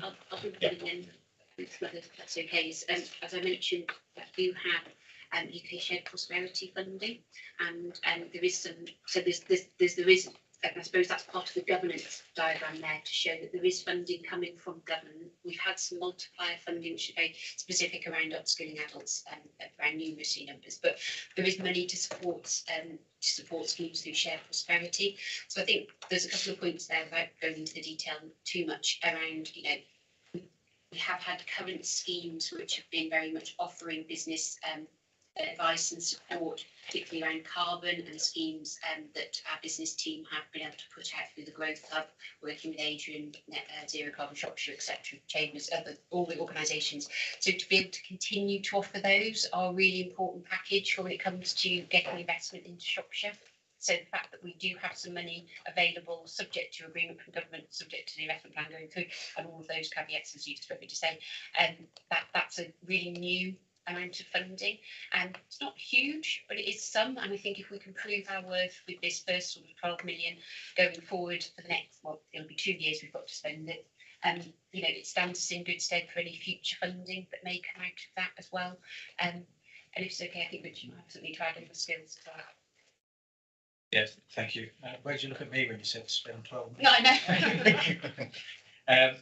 I think, well, the local skills improvement plan is funded by the Department of Education. Proportionally, it is considerably less than the money that's available there, but it is a vital piece of work, and it's something which will really make a difference.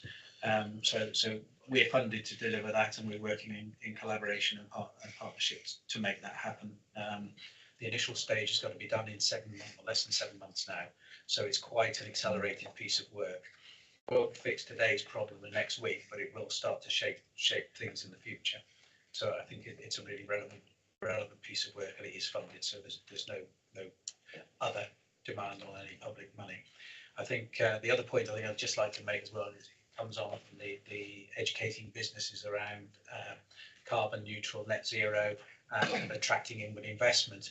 What we also have to remember is now there's a real trend within recruitment and employment, particularly in young people, where they will make a choice on who they're going to work for based on their environmental credentials and their environmental policies.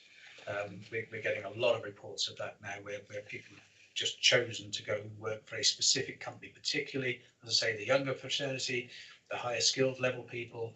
They will work for the people that they think are doing their bit for the planet before they'll ever enter into something else. So a really important piece of work again that we focus on that. Tracy? Thank you, Chair. Just to add really to the skills bit, because as has been portrayed, it's a really important strand of this work, and for all the sort of reasons that we see and we know around that sort of deprivation of people able to get jobs, can't get to jobs, to develop themselves. So we're very sort of cognizant of some of the significant issues we have in Shropshire as because of the geography of the place. But what we also did, and it's not significant amounts of money, but what we do have now is an officer in post that is specifically on skills. So that post and that person, Jo, she sits in Matt Potts' team on the business side and is helping to provide significant support around skills. And her role is to work across the council as well. So, working, that whole sort of more cross-fertilisation really with our colleagues in people, and working with people in children as well, children's, to make sure that we sort of bring those links across in schools and education sides. So I think, that shows the commitment of this council really to want to do this work, and that post has been funded through this sort of COVID grant money that we had. The new burdens bit that came on the back of the fact that the team was taken out and delivering grants for the whole of the COVID period. So I think it's a positive way forward for us as a council. We're lucky to have that post. Not many councils do have. Thank you. Okay, Dan, I'll come to you next. Thank you, Chair.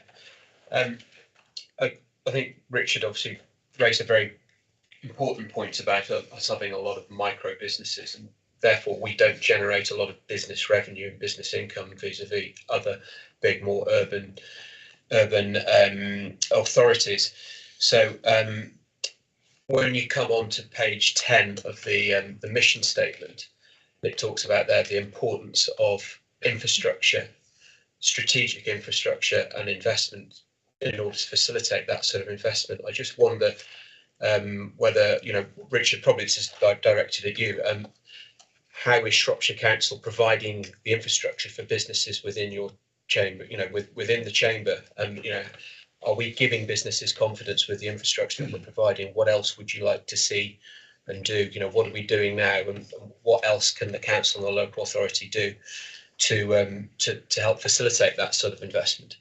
And then there's a second point around the report that doesn't, it's very, very wide, but Shropshire's economy is tourism, it's agriculture, and those are, you know, they're very important sectors within our economy. What, I'm just picking up the piece on skills. What else could we do? You know, could the report be a little bit more targeted to advise how we upskill people? And, you know, do we target other sectors? We've got a theatre here, for example. You know, have we got you know, sort of like, you know, the acting, you know, that sort of sector? What else can we do within here to sort of upskill the workforce? So those two questions. But I'm particularly interested to hear about infrastructure, Richard, and, you know, what you think we can do as an authority to help. Yeah, sure. Infrastructure covers, as you're aware, an awful lot of different things. Yes.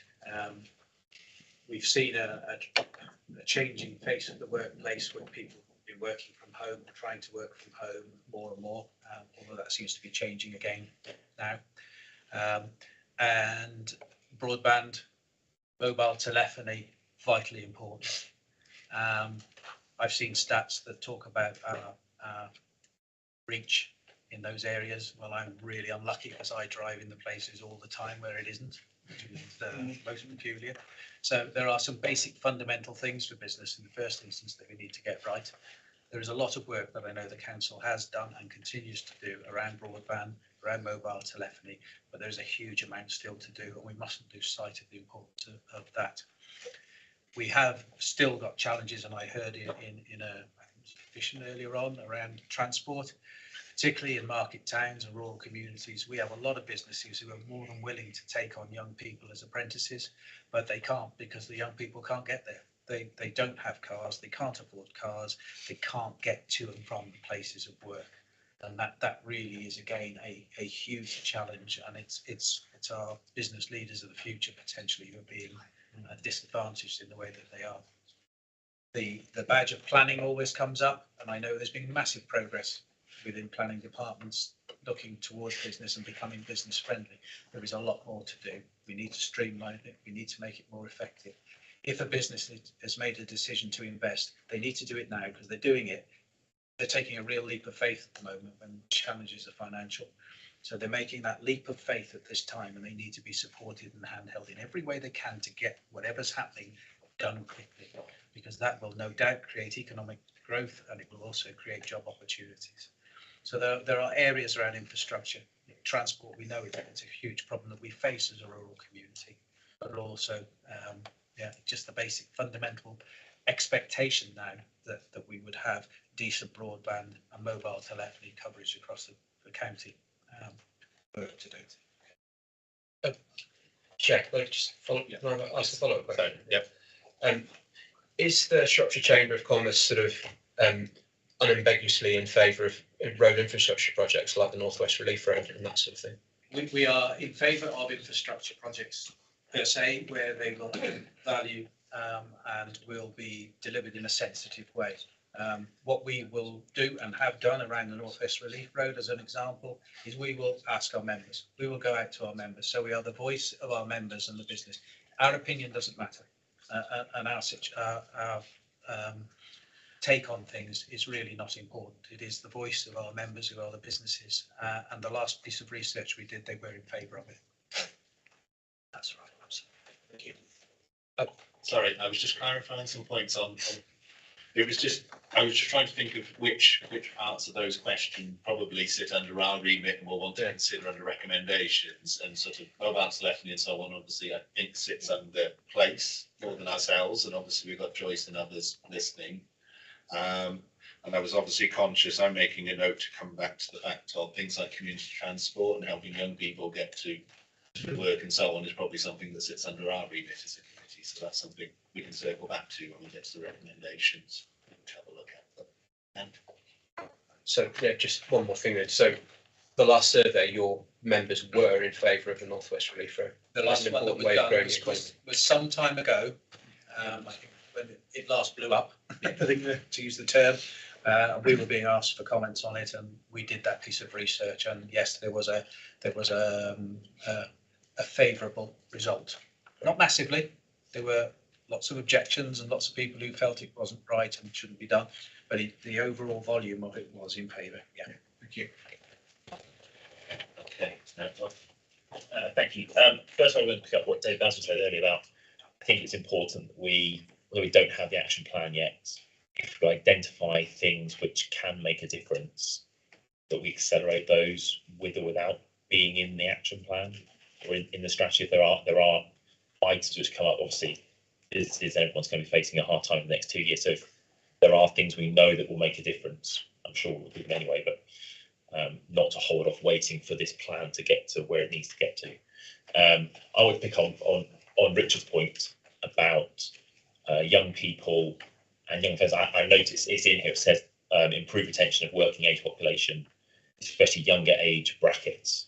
I think that comes in lots of areas that we know Shropshire has an ageing population, and that creates huge difficulties for the community, rural and urban, and the council. And it's what we can do to either retain our own young people and families to stay here. I think lots of people know it's a great place to live and raise a family, and it's starting to appear in more and more Sunday supplements for the place to go and visit on the weekend. And we saw during the pandemic that people started to move out of the cities and look at places like Shropshire. Now people are more footloose and where they can live as they work digitally. A lot more people are still working from home, particularly people that Richard mentioned that choose a company to work for based on its ideals and how it operates. But I think people are also looking for places to live more on the ideals of the place where they're going to. They don't have to live in London or Manchester or Birmingham or wherever the job happens to be. Some people are going living and being digital nomads around the world. But I think there are people, and particularly with young families, that would move to Shropshire now, and it's looking at how we make Shropshire as attractive to them as possible, and what ideals does Shropshire need to be extolling to those people so they want to move here. They probably can't go to the more traditionally expensive places for holidays like Cornwall and the Lake District. But Shropshire might have a real opportunity there to attract younger people, rebalance our age demographic, which could help across the council and its functions. So I think looking at I guess the Hayley, how would we create a KPI to look at our age demographic? It's in there as a comment, but I think that's obviously a difficult thing to measure. And to Richard, what things are you noticing of businesses where young people are being attracted to Shropshire or retaining? What are those businesses doing, or what things could the council be doing to try and attract younger people? I'm conscious of, as an example, of Rotterdam and the Netherlands, which did that, and they had a flight of families away from the city, and they made a particular effort to make their city child friendly. But maybe we need to look at making Shropshire more child friendly to attract those people. I think points on different bits there. I think there's a few things around the attractiveness of Shropshire. I think we all know how attractive Shropshire is, and I think we've done an awful lot of work around it being a good place to visit, stay, do all of that. We've got quite a lot in Claire Featherstone's area around culture and visitor economy, just picking up on some of the points from Councillor Morris as well. And so we've done quite a lot around the visitor economy piece and how do we drive the value in that as the economy? Because I think that's a challenge for us. Is it's generally quite low paid and seasonal work. So whilst it can be seen as a large and is a really important piece of our economy, it's how do we put some more value into that and to drive the value up in that. But coming back to your point around the attractiveness of Shropshire. I think one of our biggest challenges is getting people and supporting people to not only live but work in Shropshire and spend the Shropshire pound, and that's something that we're quite passionate about. It's the Shropshire pound piece that through the economy, how are we tracking that? And how are we ensuring that, you know, business to business spend, supply chains, etc., which Mike and Richard are far more afraid with than I on that. You know, how are we supporting that business to business, but how are we supporting the B2C, the business to consumer spend, and that spend is continuing to rotate. So retaining people to have the higher value jobs in Shropshire. They made the decision to move to Shropshire because we have got fantastic, outstanding schools, beautiful countryside. So the messaging about getting that out, I think, is a point to take away to make sure we're joining that up particularly well with our colleagues in culture and leisure and our other organisations, our outward facing bids and all those kind of destination brands which help to bring in that kind of messaging around Shropshire more widely. But then it's getting and supporting people either if they're working remotely, because people are, and they can have that job in Birmingham, London, but still be in Shropshire. We need to have the offer then for them to spend locally in our businesses, in our town, you know, that spend of power. So without going on too much, it's really that Shropshire pound piece, and how do we measure, if I was to suggest, the Shropshire pound in our economy and our KPIs would be quite an interesting thing to. It's not easy and it's a difficult one, but there's got to be maybe some targets to look at the Shropshire pound value as we progress our KPIs, maybe. So that's something to think about. I was going to come back, and sorry, I might have lost track of all the questions, but I'm just going to reassure committee about the action plan. It's a really difficult one, I'll be really honest, is we've done a lot of work on the action plan, but to present an action plan to you would be unfair at the moment, because that would be Shropshire Council's view of the action plan, which is a big bit of it, don't get me wrong, but actually everything we've talked about has been the fact that this is a co-owned action plan. So we've already started the conversations with the task force, so clearly lots is fed into that. But what the point of the timetable, just to come back to Councillor Vasman's point, is a really, really important one. What we want to do is place, and if we don't do it in that collaborative way, place that ownership of that action plan with the partnership. It will never have the full buy-in that it needs to deliver. So therefore, and that's not giving lip service to that, that's because this whole thing has been co-created to this point. So that the action plan absolutely must have everybody's, DWP's work stream, the LET's work stream, the businesses, the organisations' work streams reflected in that. The stuff that's going on very much working in the third sector as well around delivery, a lot of this, you know, we need to capture everybody's things, refine it. Or we can, it might be a suggestion that you want to see that back in 6 months. I don't know if that's something for you to consider, as to see where that's got to, because, you know, we've got a lovely big spreadsheet of stuff we've already collated. And just to, again, just quickly come back, and I think Richard was going to say the same, is we're not waiting for that action plan to be shiny and finished before we get on with anything. That was the point of having the two levels to that, the ambition and the delivery, because we're already doing loads of that delivery. But actually, so that's happening anyway. It's probably just not neatly in that spreadsheet. But when we get the money from government, the UK Shared Prosperity agreed, you know, we will crack on. That's got to crack on, and that's why we've got to have two levels, so that we haven't got time to waste on that. And everybody's gearing up behind the scenes. So much work in place, working groups, etc. I suppose the point of the governance is to formalise all of that into one sort of place where everyone can see it. It's transparent. It's robust. You know, the role of this committee going forward can be clarified, and we just, you know, we continue to run as we are, but actually in a much more cohesive way, for sort of overview and constant, you know, review, so that we're not coming back, you know, in 5 years, 2027, and going, oh, this is how we got on with the strategy. You'll know how we're getting on with the strategy because you'll be seeing it on a regular basis, and we can, as Richard articulated better than I, you know, we're going to have to continually change what, you know, where we're looking at this. You know, it could be minor things, it could be significant things, depending on how we pan out. And I think that's definitely the flavour we're getting. It's a case of we're a partner in this, and we will try and deliver all of the parts where we can assist. But it's very much everybody else is going to be going full speed as well. So it's a case of not getting in the way as well, I guess, as much as anything. Questions directed at me as well, I think, and I think there's a number of things, and some of them can even be contradictory around the young people. We talked about infrastructure, mobile telephony, broadband, really important to young people. It's important to everybody, but to them it's life and death. You know, it just means so much, doesn't it?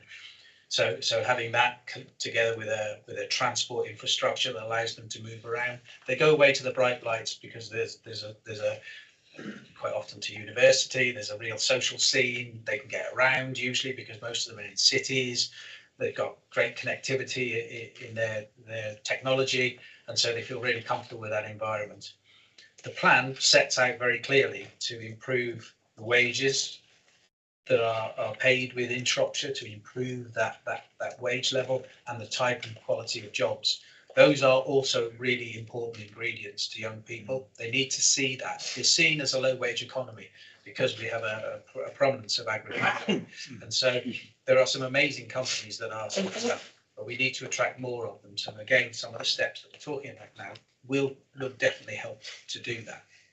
The quick wins, 76% of on our last survey, 76% of the businesses who responded had difficulty recruiting. They were short of people. That might change now because we're seeing companies actually starting to withdraw vacancies and hanker down because they can see some challenges, but there's still a vast number of vacancies out there. Are we going to be able to fill all those? Well, the evidence is at the minute, probably not for the foreseeable future. There will be, unfortunately, company failures. There will be a lot of people will migrate into new jobs, and I think that will help most certainly those companies that perhaps are a little financially stronger. But a big piece of work that we need to look at is to be able to rapidly upskill the existing workforce. How do we get more from what we've got? If we can't get more of people, how do we get more out of what we've got? And that is embracing technology. It's upskilling those people in a way that is delivered quickly with high impact and efficiently. There is a place for long-term 1 year, 2 year academic courses. Absolutely there is. But this isn't about that. That's not the fix. The fix is about high impact upskilling to improve that efficiency within businesses with the resources they've currently got. Okay. I just think it's Hayley's point on the Shropshire Pound thing is really interesting. I think previously we've had a situation where there might be a large national business that takes Shropshire money and it leaves the county, or we have a Shropshire-based business where the money circulates within the county. We always hear about the local business that supports children and local drama clubs and ballet classes, all those kind of things. I think this idea of the new thing that's coming is the people that work for a company outside of Shropshire get paid inside of Shropshire and then spend their money here. That's actually bringing money into the county, because those people would have previously, say, been living in London, working for a London-based company, spending it in London. They're now working for a London-based company, but their money, their wages are coming in Shropshire and being spent here. So it's I don't know how we can measure that and how that's going to grow. Obviously, the portfolio I was not so sure, but it's something to consider in that discussion. Okay. Nigel, did you have a question? Or I've made a note and then I skipped over you, I'm afraid. A little bit earlier on, mention was made about the amount of small businesses that we have within Shropshire, and the way that they're quite challenged in terms of being able to fund to do some of the things that they're being asked to do, particularly around climate change and so on. I'm just wondering, looking at the metrics that we've got in terms of levels of investment that we're looking to gain in between 2022 and 2077, the extra 25 million, whether that's a stretching enough target, whether we think that we're being whether that's enough to bring in the level of investment into Shropshire to achieve what we want this strategy to achieve. So just before you answer that one, at the moment, just to assure you, I've got Duncan next on my list of questions. I've got Joyce's, which I've seen up there, and then we'll be coming to Nick. So just one on the back of Nigel's question as well. It sort of indicates in the strategy achieving above national productivity growth. I'm just wondering what sort of things they're thinking of along those lines, because they go hand in hand with the funding. Great, thank you. I think it's, I would say this, it's quite an uncertain, it's because everything's so uncertain at the moment. I think we're being ambitious in what we're saying we're trying to achieve for Shropshire through the high level KPIs at this point. I think it would be amazing and fantastic to beat those. There's nothing stopping us doing that, and we will absolutely be going for that. And I think that is now. These are targets, and we always want to overachieve on our targets. I think given the fact that it really is quite an uncertain time we're heading into for the next 2 or 3 years, I think we just need to be really mindful of that in anything we're setting in terms of those targets at the kind of I suppose the overarching level. I think what we could start to think about is some of the, I suppose that's the conversation that's been really helpful today, is around the other targets we're trying to achieve, and we're looking to aim for, which will have more impact when we're talking in our local kind of Shropshire context, because I think when you're out having conversations as councillors and in your areas, what is it that will make an impact and sort of help those conversations around the Shropshire economy, support the businesses to be able to show the impact that collectively we're able to make, and particularly as Shropshire Council as well. The Shropshire Pound piece around our impact could be really valuable. So I think that where we are and where we got to last year in terms of our kind of targets and where we hit, we did really well considering where we were with COVID, and we performed against our targets really well, and I think these are a reflection of that, given the current evidence base that we've used to inform those to this point in time from the growth. So I suppose our recommendation is that I think there's a sort of sound set of kind of targets as a high level set based on evidence that we've looked at to this point. But I think there's absolutely nothing there to stop us overachieving on those targets, absolutely. And maybe we want to put some measures beneath those to sort of show progress against that as we develop. So thank you. Okay. I think I have Duncan next one. Yes, a couple of comments. First of all, on the idea of totally locally as one type of provision, looking at how you track the Shropshire Pound, just suggesting that both town councils and indeed the bids, I think would also be interested both in trying to work out how you collect the data on that, but also how in terms of how you implement that, because I do think it can be quite a game changer if you say to the people of a town, if you spend an extra £2 each week, that's how they normally describe it, in your local independent stores, this is the amount of extra generation of money that would be given to your economy. So instead of looking to the government all the time and saying, why aren't you giving us more millions? If actually we made different purchasing decisions and moved money into local organisations and local businesses, that's what the effect would be. And I think, when people see, especially in terms of tens of millions, aren't they often? People see that, they do change their behaviours and realise the importance. So for an area like Shropshire, which is rural, you almost play to its strengths rather than play to its weaknesses. And the other thing, as the North West Relief Road has been mentioned, I mean, clearly this is an enormous project, but my question is, clearly those who are having to make this decision want to do so on the best possible information. If your survey was some long time ago, I think we'd all accept the world has changed hugely over the last year, as has the cost of constructions as well. So are you intending to resurvey your members and put to them whether they prefer this, or in the light of hugely constrained public finance, where they'd rather see that money invested in active transport and public transport? Because that's the real dilemma, and I do realise that they're paying for this, not necessarily through their money to Shropshire Council, but through their taxes. We're all paying for this. The government's all government money at the end of the day, isn't it? And now we're under such scrutiny for public money. I think the cabinet would want to know precisely what is the view of your members. And I'm very pleased to hear that I'm left with our members, and I take huge cognizance of their views. I'll get that. If it's okay. I was going to say, the same as the proviso from previous, I was straying off into another thing. So you don't want to. There is no immediate plan, because as far as we have seen outside, it's kind of stagnated. Yeah. I think there's a danger of over surveying everybody about everything. At the moment, we're all swamped by surveys. So to ensure we get the most positive or maximum response, we need to ensure we don't over egg things and keep sending stuff out over and over again. I appreciate this is one subject matter, but we have a vast number of subject matters that we have to research on. I think when it becomes relevant, as in things are moving forward or appear to be moving forward or backward, at that point we would step in. But at the moment, I have to say to you, there is no immediate plan. Like a plan application might be. Right, I will just, I've got couple of the officers, and I'm conscious before I go to the next question. Can I just comment on Nick, if I come to you first, and then I'll come to those on screen. Thank you. Yeah, I wasn't going to go down this rabbit hole, but as it's been mentioned, I need to correct something that has been said, that the impression given is that there's a binary choice between spending the money on the North West Relief Road or spending it on another project. As we've said repeatedly, the binary choice is actually spending the money on the North West Relief Road or handing the money back to the funding organisations. The money for the North West Relief Road from central government is purely for that purpose, and if we decide not to proceed, returns to the Department for Transport.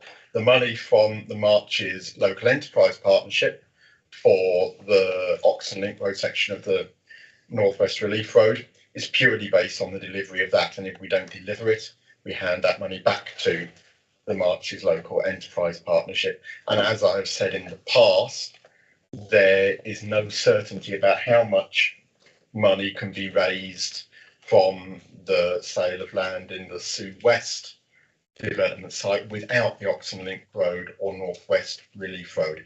So I want to correct and put on the record there that this is not a binary choice between spending money on the North West Relief Road or spending that money on other alternatives. It is. You either spend it on the North West Relief Road or we hand it back. That is the factual position. Okay, speak it in. I'm conscious with the committee. Normally we're quite swift in our meetings and so on, and we're creeping over the 12. Whilst the official calendar allows us for another hour on this, I'm just thinking I'm probably going to come to. I've got Joyce and Nick on the list of questions, and then I think we'll try and draw it together, get some recommendations again, if that's okay. Right, Joy. Oh, sorry, hang on. Tracy and Mike, was that in relation to the last question? You had your hands up. Mine was in relation to the issue around achieving levels of growth.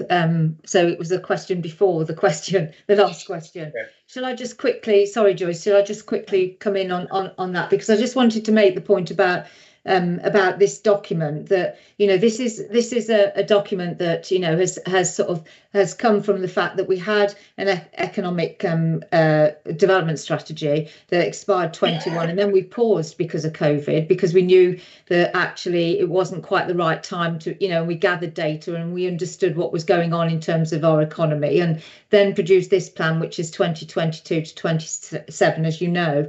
The point of the document, though, is, you know, this hopefully members will see that this isn't sort of the normal type of document that the council produces. You know, this is a partnership approach, and it's a lot more sort of dynamic in its structure, and it's about flexing that as well. So, you know, this is about reporting annually on the action plan and the KPIs, but also if the document needs to flex and change because of the change in economic market, then that's what we need to be doing. So this is, you know, a different type of document that we're producing here, something that will change as the economy changes, because we've seen how quickly all of a sudden it can change with COVID pandemic, and we know, and we've learned from that as well. So, you know, I suspect that this might be a slightly different document by the time we get to 2027, but that's the positive around the approach and that sort of constant review really as we go, you know, through the 5 years. Thank you, Chair.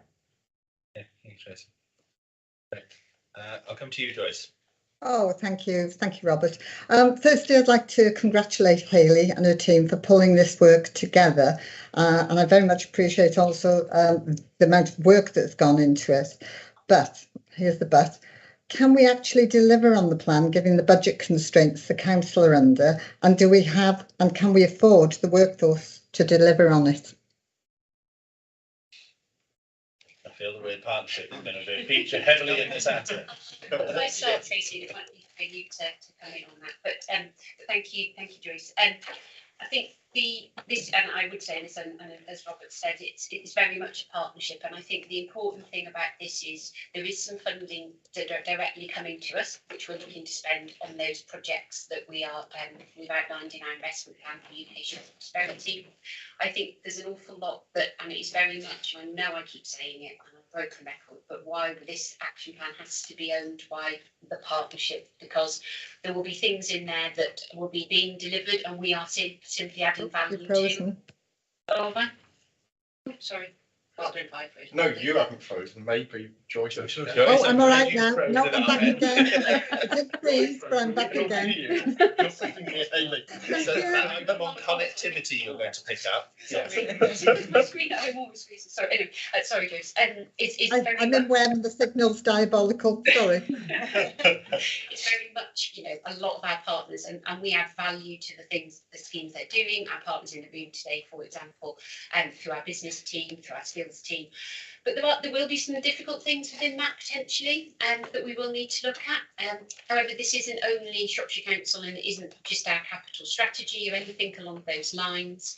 There is funding that's associated with the UK Shared Prosperity, which will be bringing some additional posts in to help deliver that, funded specifically through that funding stream, to give some assurance on that. So that's a real positive as well. We're clearly in for UK Shared, the LUF money levelling up funding, round 2 applications. We're waiting and hoping to hear about those in the beginning of December. So that will be additional funding as well. But I think it's a really valuable question. I think it's something we need to be very cognizant of when we're looking at the ambitions and the delivery, and to make sure, again, that we can flex what we say and what our ambitions are based on realism as well. And I think that's got to be fundamental in this. So probably a long-winded, fluffy answer, Joyce, I'm afraid, but I think it's really much about our partners delivering a lot of this with us, and not being solely responsible, which we never have been. But I think if we could start to show the value that we can bring to schemes as Shropshire Council, then I think that's something that we should be considering through this as well, actually trying to measure the impact that we bring in terms of levering in funding, etc., and start measuring that on a more regular basis. Tracy, I don't know if I... Yeah, and no, you're right, Hayley, and I think the document is, you know, yes, it is ambitious, of course, because it has to be, and we are ambitious, but we are also working, you know, in a constrained environment around resources, Joy. So you're absolutely right, and that's why that has to be a partnership, as Hayley said. I think the document has been produced, and I would say it, but you know, the engagement and consultation has been exemplary, really, for the council through producing this document. And whilst it's a whole team that's done it, I think there is an opportunity here, and I hope you don't mind me saying, Chair, but Hayley has been excellent at leading on this document. Obviously, she leaves us in a few weeks' time, and I think so it's a real swan song for her. But I think, you know, having her driving this through at pace has resulted in the document we see today, and the ambition of that document today. And as I say, nothing's about one person, but actually Hayley has put her heart and soul into getting this over the line before she leaves. And so I'd like to thank her personally as well, but I'm sure committee would as well. Okay, Tracy, I will come on to that, but I'm pretty sure that yes. All right. Thank you, Chair. Thank you very much. Thank you, Robert, for letting me come in. Just a response as well, I think, and this is a statement, not a question. Can we afford not to? And I think some of the things that have flowed through this particular plan, which are really important in terms of the utilisation of funding, is let's be very aware of duplication. So duplication is a terrible waste, and it exists around every corner. So we have to manage that resource probably better than we ever have had to before. The messages have also been clear in there. Don't do anything that somebody else is already doing, and don't try and do something that somebody can do better. And that way you can utilise the funding probably in the most efficient way. And that's probably something we can take into account when we look at our recommendations next. But Nick, you were the final. Thank you, Chair. I'll be quick because I know time's moving on. We're looking at a growth strategy over a 5-year term, which is a good job because, as Richard quite rightly said quite a bit earlier on, we're going to hit a storm in straight after Christmas. I've run a small business myself, 16 employees. I'm talking to other businessmen, not just as councillor, but as a fellow businessman all the time, and I'm constantly being told of firms that are going to finish after Christmas. And the main reason they're giving, and one example is one that's in the centre of Shrewsbury, which somebody told me about yesterday. The electricity bill's gone up from £1,200 to £3,000. So they'll carry on till Christmas, and then they're going to finish in the new year. And I do think as a growth strategy, because that's really going to affect these key performance indicators, it's the energy thing that is the the thing that is causing most business to say, do you know what, we'll just give up, never mind the living wage going up and all the other factors that will be affected. And I'm just asking the question, are we concentrating enough on providing support and help now to businesses that are facing, and I know my electricity bill is going to double, are we concentrating enough on giving support to these people now? Because once they've made the decision to close, if they're thinking now, well, we'll keep going till Christmas and then we'll go in January, the growth strategies are going to be affected by the small businesses that close. Thank you. I'll put back in, but I'm sure Mike and Richard have got a much more insightful information. But from a strategic perspective, I think, I mean, the power of the task force has been so valuable throughout this. You know, it came around, you know, Brexit, COVID, then we've had cost of living, now we're having an energy crisis. Is the fact that we can bring that information together and have a joined up discussion about it, ensure that it's not just about this. You know, I suppose, how can I say, it's not just about doing things top down, it's about going up as well. So we're able to lobby through those conversations, we're able to escalate, then we're able to use the task force to send messages either to government, to organisations. So we've got one collective voice for Shropshire, which isn't something we've had in such a joined up way before. So it gives a real power to what we're saying. And I think so every time something like this happens, you know, an email, you know, simple things, but an email out to the task force, Richard, Mike, you know, what's going on? What are you hearing on the ground? What information? And joining up with the likes of Adrian and the team, you know, more than ever. I'll give you a very simple example, but our growth hub team who support the businesses on the ground, you know, they've been able to work with Adrian, with Richard, with the chamber around, you know, what support do we give to those businesses around sustainability and been able to, they can understand. I think Mike said really well, it's how can they make those changes so they can cut their energy bill by putting some solar panels on the roof, for example, but we can support them with and give them grants to do that. And that's quick interventions. These aren't things they can wait around for 3 years to get in place. They've got to be done in the next month or two. You're absolutely right. But it's building their resilience as well. So educating people about this in advance, so we can start to see some of these things coming as well. So it's really difficult, and I think we will see casualties from that. I don't think there's any two ways around some of that, but I do think there's quite a bit we can do along the way as well. Richard, Mike, do you want to come in? Yeah, I mean, it's not a unique situation that you're hearing, unfortunately. Certainly, we've been hearing also of businesses effectively shutting their doors 2 days a week, just working 3 days a week. That initially was driven by shortage of staff. And retrospectively, if we look back, the opportunity in the early part of the year to the middle of the year was there to squirrel away some reserves if indeed businesses could operate to capacity. But again, going back to our economic survey, because it's evidence-based and it's from the ground, there are less than 70% of the businesses who responded are working to capacity. Now, even some of those regard capacity as what I can deal with the people I've got, rather than what I could deal with if I could get the people. So there's a lot of contributing factors that have got us to where we are now. Businesses will change their working practices. They're innovators. They are creative. They respond.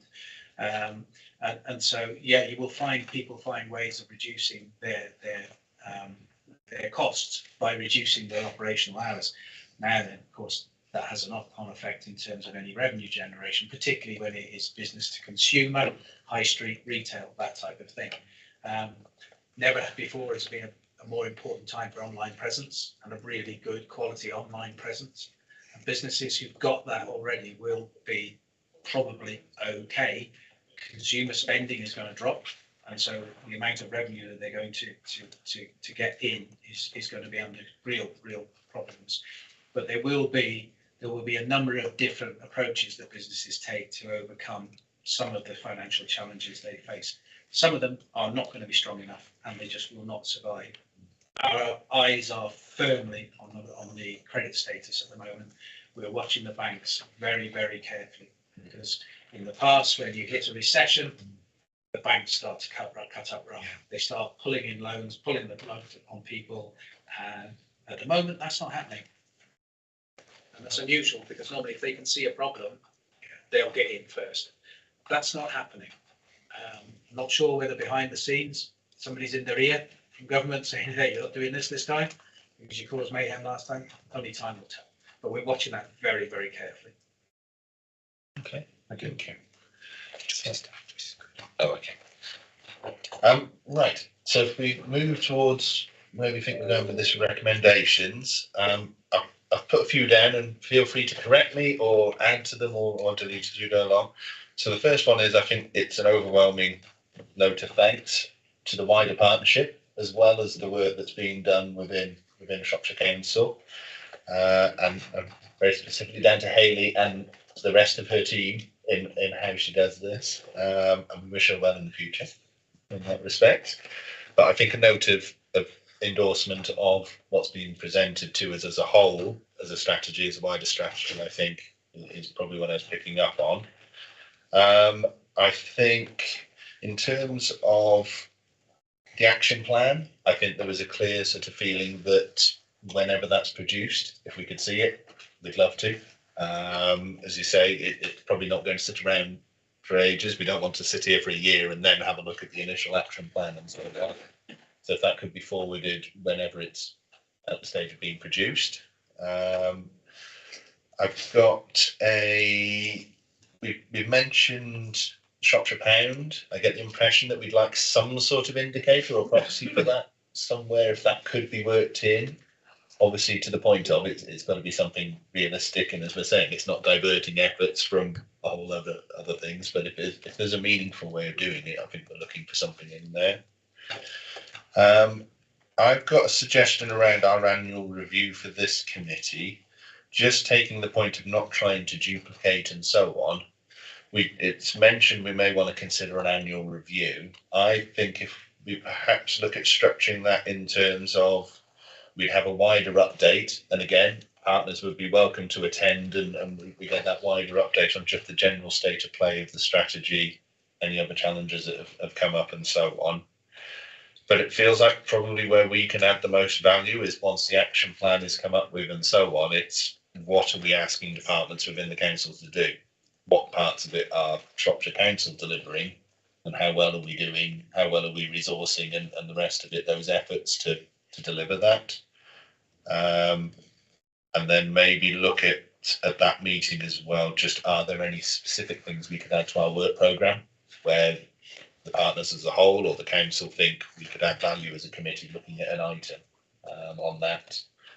I'm just thinking the first example of that I've written down here is around this young workforce mobility thing, whether we could have a look at that as a committee and see what could be done to improve that. Obviously, I'm conscious we've done up to now as a joint thing with Place. Obviously, we could look at doing that as we'll lead as a committee on that one, but we'll involve the Place committee members in that. But if we think that would add value at this stage as something to at least do a piece of work starting on, whether that would be helpful. So that was my thoughts for where we're sitting in it at the moment. So I'll open that up. Is there anything in there that doesn't sound like something we want to do first?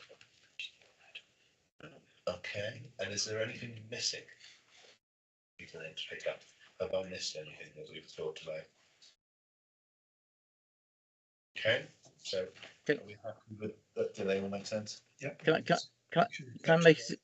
Is Councillor Vasma here? Can I make a suggestion? Is that okay at this stage?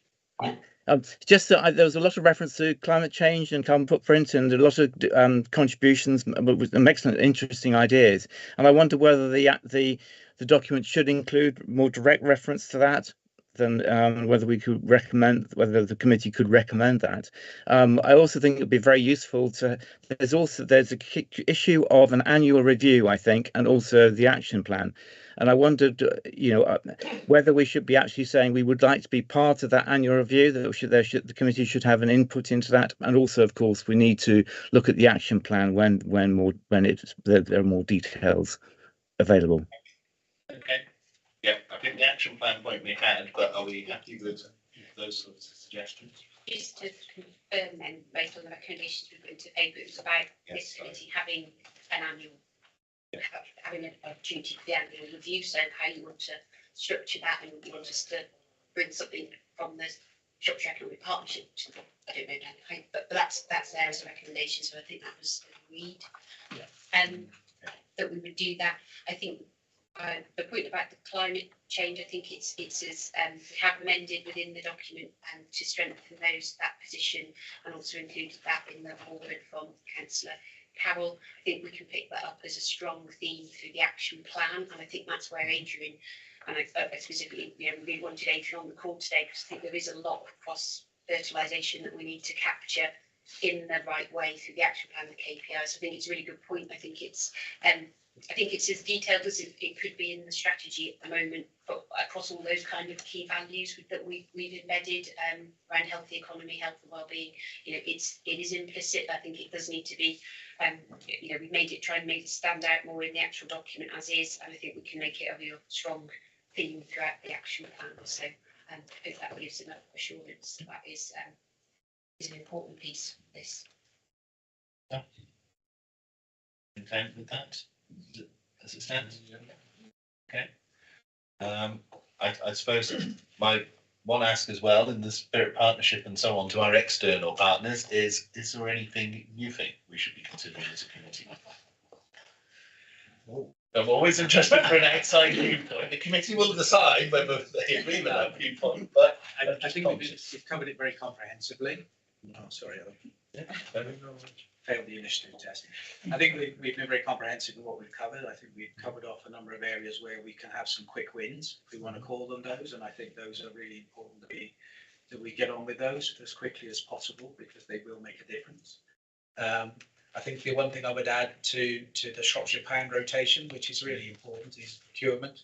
The local authority, the NHS, are probably the two main spenders in the county. I appreciate there are procurement rules, but I know under the banner of best value, for example, that can mean a lot of things, not least of which a company winning a piece of work that actually keeps their employees in work in Shropshire spending the pound. So again, an eye on procurement and procurement process and how much of it we can actually, and perhaps there's a KPI for the council there, how much of your money is actually spent procuring locally. That's important. Yeah, that is a good idea. Yeah. So I suppose that's the point we need to consider, is when we're looking at the Shropshire plan and how we're going to link indicators to that and so on. Those are the sort of things that we can consider ourselves internally as well. So, Mike, is there anything you want to? Just to echo Richard's comments there, we did a piece of work that shows that every pound spent with SMEs results in 63% or 63p of that pound being respent locally. So anything you can do on your own procurement terms, and there's some, I would say it's simple, it's probably not, but there are some simple blockers for small businesses, not just in terms of accessing public sector tenders. They're not always seen by small businesses, but even things like indemnity insurance. Quite often there are standard clauses put in there for millions of pounds worth of indemnity cover for actually quite small contracts. It's disproportionate, and indemnity insurance is a big cost for businesses generally, but small businesses in particular. So there's a number of things there that are potentially within the council's power to have as quick wins to increase spend with good local businesses within Shropshire. And the only other thing I would say, really, because it can sometimes get lost, I'm not saying it is here, but just to reiterate the point that small and micro businesses are the lifeblood of Shropshire. Depending on which government figures you take, and you'll know this, but just to put it into absolute sharp focus, there's just shy of 16,000 enterprises in Shropshire.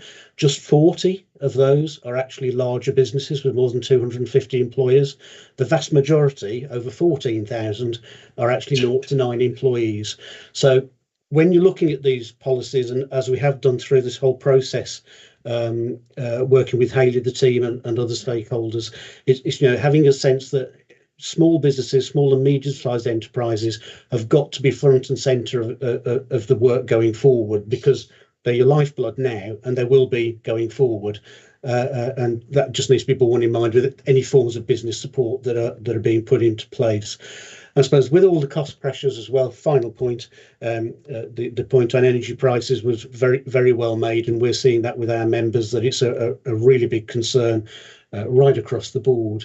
But we can't do an awful lot about that locally, but there will be other things we can do locally, sort of mitigating measures, either through discretionary funds or just through things like procurement, where we can help small businesses and all businesses in the local patch by having these flanking measures which provide support through other means rather than necessarily, for example, trying to subsidise energy costs, which is beyond the remit and budgets of local authorities to do. That's a national programme. So it's that local flexibility where you can make perhaps what might seem like quite small changes can actually make a huge difference to particularly smaller businesses in the patch. Okay, thank you very much.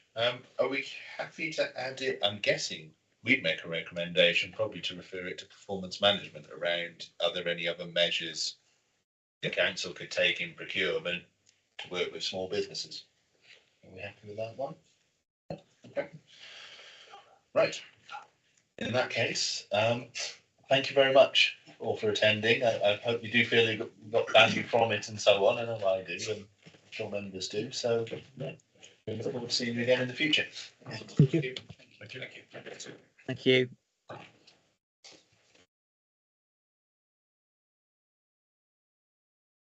Right, I will swiftly move on to work programme. Over to Dan. Thank you, Chair. Dan, the work overview and scrutiny officer. There's in your papers a draft work programme. I'll just start by highlighting the difficulty that we face with this committee and the place survey committee is that the two committees have quite significant overlap in their remits, which makes allocating work quite difficult. At your previous meeting, you identified two priorities that you'd like to take going forward. One was around housing and one was around transport. Obviously, this has quite significant overlap with the place overview committee. So the chairs have met and discussed this. They see a twin track approach for both topics here.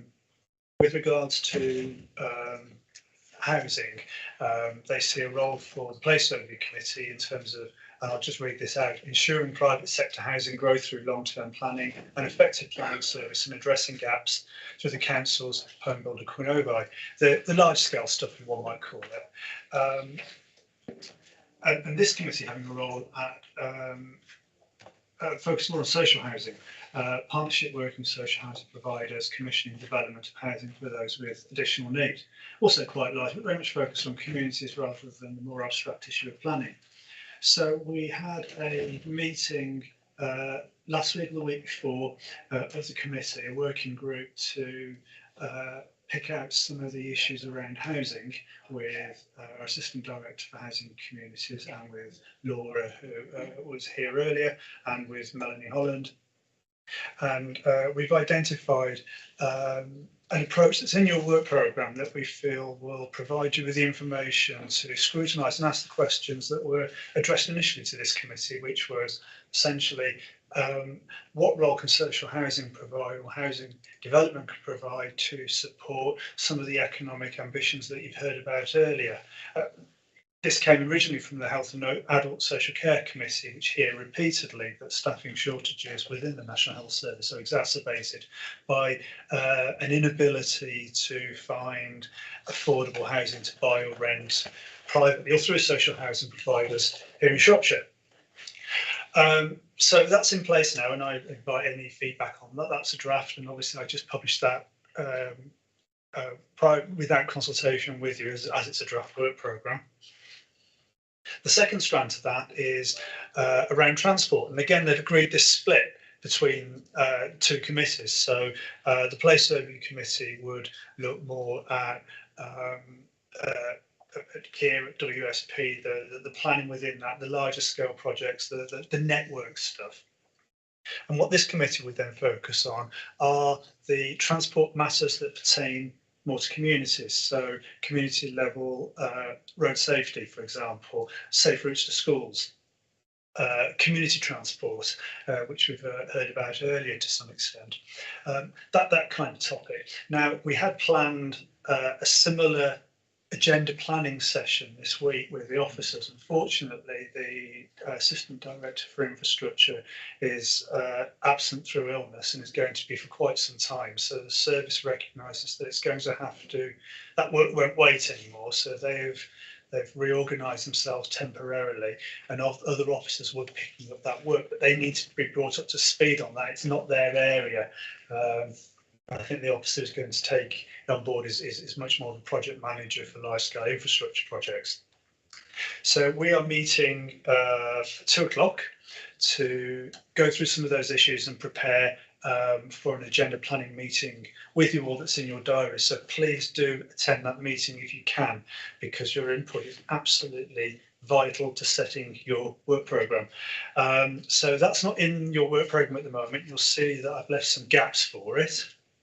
That would then provide you with a programme of work that meets 2 of the fundamental objectives of the Shropshire Plan. So we're now linking your work programme into the priorities of the local authority. So I present that to you. Any comment gratefully received, and I will add those accordingly to future editions of the draft work programme for your agreement. Okay, thank you, Daniel. I hope that makes sense. When Joyce and I met, it just made sense to really focus on the 2 different bits. Otherwise, we fear getting entangled and treading on each other's toes. So, as I say, I was asked, were we happy to put the community transport matters agenda setting back a little bit, when I was told that they're reshuffling and it's a different officer coming in and so on. For the sake of a couple of weeks, it seemed to make complete sense that we have a conversation that's meaningful, rather than me to be told, oh, but we'll come back once I've got my head around it. So, so if that's all right, that would be good. The only other thing I had as well was I did have a query, an informal query in of inviting substitutes to the agenda setting meetings and so on. I said at this point, I'd prefer for the substantive committee members to set the work programme, and then whatever we set, there will be a full report coming, there'll be a briefing and etc. available at the time for those that are substitutes. And if it's going to make sense to the public, the report item should make sense to a substitute anyway. It should be a full and complete picture. But I just thought it's for the main members of the committee to set the direction. So yeah, really, obviously we won't get to there in this year, but obviously things like the economic strategy and so on would sit on top of this. So, open to thoughts. What people think of the one that was circulated. There's more than enough to get our teeth stuck into. I think as soon as we get into community road safety measures and so on, I fear our workload may increase somewhat again. So I'm conscious of chewing off, but if we're sorry. Yeah, I'm here as a substitute from Place, but I think it's a really good approach. I think that as Dan's identified, there's a lot of overlap, and things have been delayed because of COVID and other things. But I think we've got a number of things. I think Councillor Morris had a motion previously about 21 hours at schools. Councillor Baswell had one about school streets, and all those things haven't really snowballed in the way I think a lot of people would like them to have done. So I think this would be a good way to hopefully move those things along more quickly. And as someone who had a near miss with my children on their bikes this morning on their way to school, with the driver who wanted to overtake me at the wrong point, it can't come soon enough. I absolutely accept those points. I think a lot of these topics have sort of bubbled up and bubbled down again. But I think from my reading into this, I think that at the moment there are lots of initiatives happening around the local authority, and there's pockets of funding emerging. But I'm not sure yet that the local authority has coalesced this into a meaningful programme. So this is a golden opportunity. It recognises the importance of it, and it's made, in my opinion, this is just my opinion, of course, as an officer, some fairly canny strategic choices in terms of deploying officers into capacity building the sorts of documents the Department for Transport want to see when we're asking for money for this kind of thing. So that's the longer term stuff. But I think this would be a really good opportunity for this, for elected members to have a look at how all this is fitting together and how this will relate onto the ground. I think otherwise, again, we'll just keep looking at, fairly sort of fairly on their own, fairly small scale projects that without seeing how they knit together, and you might miss an opportunity for better working there. So I think that's really the spirit in which I frame this in this way. Okay. So I'm getting the sense we're happy in terms of what's been presented so far, and then obviously once we get to April and so on, then we then start the programme again. But it feels like there'll be enough to take forward and meaningful in a meaningful way then, as the committee's got a good sense of direction sitting alongside all the corporate priorities and funding and later bits as well. So yeah. Okay. Yeah. Right. Well, that's agreed, Daniel. Thank you, Chair. And we'll obviously flesh out the to be announced bits once we've had our agenda setting meeting, community transport side. So right, dates and time next meeting. Communities Overview Committee take place on Wednesday, 25th of January at 10 a.m. Thank you. Thank you. Sorry, that took slightly longer than normal, but I feel like people wanted to keep going on the strategy. So other committee time. okay. You're still nice, everybody. Could have gone longer. Yeah. Yeah, That's good I mean, meeting. with Richard here, that would really help.